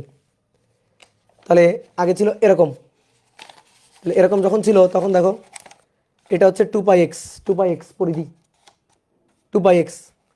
তাহলে এই যে এটা 2 পাই এক্স, এটা হাইট এইচ, আর এই যে কাগজের পুরুত্বটুকুই তো ডিএক্স ছিল। তাহলে এর আয়তন কত? ঠিক আছে, আমি দেখো আবারও বলতেছি, এই যে পাইপ এখানে ছিল, পাইপটাকে উঠাই নিয়ে আসলাম, কাটলাম মাঝখান দিয়ে। তাহলে এইটা হচ্ছে 2 পাই এক্স পরিধি, এই যে এক্স, তাহলে 2 পাই এক্স ভেতরে 2 পাই এক্স, এই 2 পাই এক্স এটা হাইট এইচ, পুরুত্ব ডিএক্স। তাহলে এবার এর আয়তন দৈর্ঘ্য গুণ প্রস্থ গুণ উচ্চতা, তাহলে আয়তন ভলিউম ভি 2 পাই এক্স এইচ এবং ডিএক্স। তাহলে ঐকিক নিয়ম করে ভরটা বের করো। আসো এখানে ছোট্ট জায়গা হয়ে গেছে। পুরো সিলিন্ডার, নিরেট সিলিন্ডার আয়তন হচ্ছে পাই আর স্কোয়ার এইচ। ঠিক আছে, দেখো লাঠির ছিল ভর নিয়ে হিসাব, চাকতির ছিল ক্ষেত্রফল নিয়ে হিসাব, নিরেট সিলিন্ডার আছে আয়তন নিয়ে হিসাব। তাহলে পাই আর স্কোয়ারের ভর হচ্ছে এম, পাই আর স্কোয়ার সিলিন্ডারের ভর এম, অতএব একক সিলিন্ডারের ভর M divided by pi R square H. অতএব এইটা two pi X H DX, DX কিন্তু একসাথে, ডি আর এক্স কিন্তু আবার আলাদা করিও না। তাহলে এটা হবে M divided by pi R square H two pi X H DX, বুঝলা? তাহলে পাই পাই কাটাকাটি গেল, পাই পাই কাটাকাটি গেল, দেখতে পাচ্ছ? তাহলে পাই আর পাই কাটাকাটি গেল, কি থাকলো বলো? পাই আর পাই কাটাকাটি গেলে কি থাকলো? একটু উপরে উঠি, টু এম থাকলো, two M X H, H এইচেও কাটাকাটি গেল, তাহলে টু এম এক্স, দেখো এইচ এইচ মরে গেল, কিন্তু এইচের উপর কিছু ডিপেন্ড করবে না, দেখো এইচ এইচ মরে গেছে। তাহলে two M X DX divided by কি থাকলো নিচে আর স্কোয়ার, নিচে থাকলো R square, two M X DX divided by R square, that is DM, that is my DM. এবার হিসাব, বাকিটা এবার হিসাব। তাহলে X square DM two M X R square DX, limit 0 to R, two M X DX R square সম্মানে বাইরে যাবে two M, সসম্মানে বাইরে যাবে R square, x x square X cube DX, R 0 থেকে আর, তাহলে two M by R square X to the power 4/4, that means R to the power 4/4, কাটাকাটি হয়ে যে লাও সেই কদু থাকলো 1/2 আর স্কোয়ার। এত কষ্ট করে বের করলাম জড়তার ভ্রামক, হলো চাকতির জড়তার ভ্রামক 1/2 আর স্কোয়ার। এই দুঃখের কি বলো শেষ আছে? বলো, এই দুঃখের এই কষ্টের কি কোনো শেষ আছে? এভাবেই একটা সরু দণ্ড দেখতে দেখতে সিলিন্ডার হয়ে গেল। হ্যাঁ,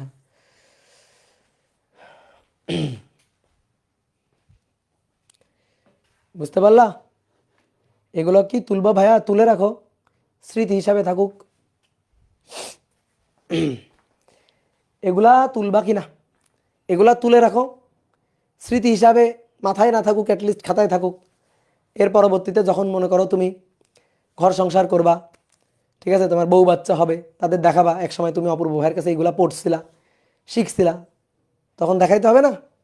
তো স্মৃতি হিসাবে রেখে দাও, স্মৃতি হিসাবে রেখে দাও। এবার আসো কাজের কথায় আসি, আমার লাগবে কি আসলে? আমি তোমারে অলরেডি 6টা ডেরিভেশন তোমার শিখাই ফেলছি, আমার লাগবে জাস্ট ওই বক্সটুকু, ডেরিভেশন প্রসেসটা লাগবে না। কিন্তু আমি যদি তোমারে বলতাম আসো আমরা সূত্র মুখস্থ করে ফেলি, তাহলে কিন্তু তুমি মজা পাইতা না, তুমি কিন্তু আমার মারতা ধরে, বুঝলা? বলতা হ্যাঁ সূত্র পড়াচ্ছে খালি। তো এই কারণে আমি তোমার ডেরিভেশন দেখালাম, এটা জীবনে একবার দেখবা, জীবনে একবার, এরপর আর ডেরিভেশন হয়তো দেখবা না, কাজেও লাগবে না, কিন্তু সূত্রগুলো মুখস্থ করে ফেলবা, কিন্তু সূত্রগুলো একেবারে টানা মুখস্থ করে ফেলবা। আমার লাগবে সূত্র, আমার ম্যাথ করতে গিয়ে লাগবে সূত্র। একটা নিরেট সিলিন্ডারের জড়তার ভ্রামক 1/2 এম আর স্কোয়ার লাগবে সূত্র, একটা চাকতির জড়তার ভ্রামক 1/2 এম আর স্কোয়ার, আমাদের সূত্রটা লাগবে। কি ক্লিয়ার?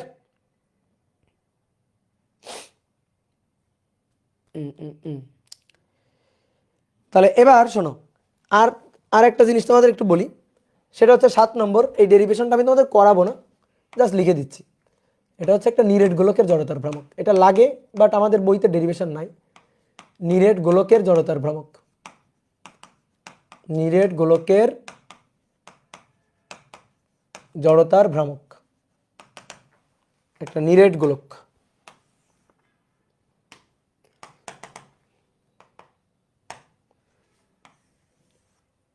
নিরেট কিন্তু একেবারে ভেতরে ভর ঠাসা।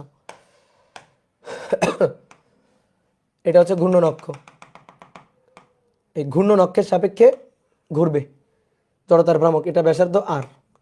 তাহলে এর জড়তার ভ্রামক হচ্ছে I = 2/5 এম আর স্কোয়ার। তো গোলকের ডেরিভেশনটা করা বেশ একটু ঝামেলাময় কাজ, হ্যাঁ, কিন্তু করলে এই সূত্রটা পাওয়া যাবে। তো এই সূত্রটা মুখস্থ রাখবা, ডেরিভেশনটা করার দরকার নেই। তারপরও তোমাদের আত্মিক শান্তির জন্য আমি একটু ডেরিভেশনটা তোমাদের একটু দেখাই দিই। এটা হচ্ছে আমার বইয়ে ডেরিভেশনটা আছে, এটা আমিও অফলাইন স্টুডেন্টদের করাইনি, হ্যাঁ, ওদেরকে বলছি জাস্ট সূত্রটা মুখস্থ রাখবা, ডেরিভেশনটা দেওয়ার দরকার নেই। এটা একটু কঠিন, প্রসেসটা একটু কঠিন। আমি তোমাদের এখানে ক্যামেরায় দিচ্ছি, তো তোমরা একটু স্ক্রিনশট দিয়ে রাখো, ঠিক আছে? কেউ যদি করতে চাও আর কি, ডেরিভেশনটা কেউ যদি করতে চাও, কারো যদি খুব বেশি পিনিক থাকে আর কি। তাহলে এটা দেখবা, এই যে দেখো দেখা যাচ্ছে। আপনার বই কিভাবে পাবো? আমার বই পাওয়ার দরকার নাই, আমার বইয়ে যা আছে তার চেয়ে তোমাদের বেশি পড়াই দিছি, বুঝছো? আমার বইয়ে তেমন কিছুই নাই।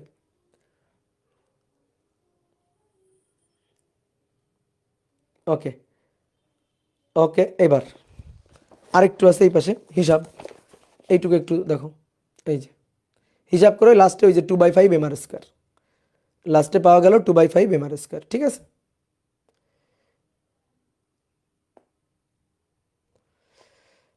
ওকে, এই তাহলে ডেরিভেশনটা যদি দেখতে চাও এখান থেকে একটু দেখে নিবা। তাহলে আজকে এই পর্যন্ত। হ্যাঁ, তোমাদের দুইটা পড়া দিই, দেখি তোমরা নিজেরা পড়বা। একটা জিনিস পড়বা হচ্ছে হোমওয়ার্ক, সেটা হচ্ছে তোমরা নিজেরা পড়বা, বই ঘাটাঘাটি করে বা গুগল ঘাটাঘাটি করে পড়বা। একটা হচ্ছে লম্ব অক্ষ উপপাদ্য, লম্ব অক্ষ উপপাদ্য,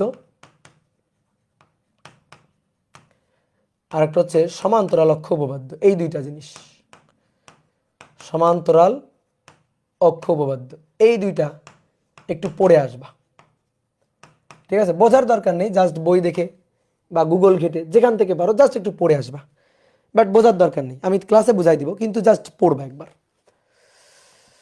ওকে, তাহলে আমরা কিন্তু অনেক দূর আগাই গেছি অলরেডি, ঠিক আছে? অনেক দূর আগাই গেছি, জড়তার ভ্রামক পার্টটা শেষ হয়ে গেলে কিন্তু ধাপাধাপ সব শেষ হয়ে যাবে। তাহলে আজকে এই পর্যন্ত থাকুক, ঠিক আছে? সবাইকে শুভেচ্ছা, গুড নাইট, টাটা।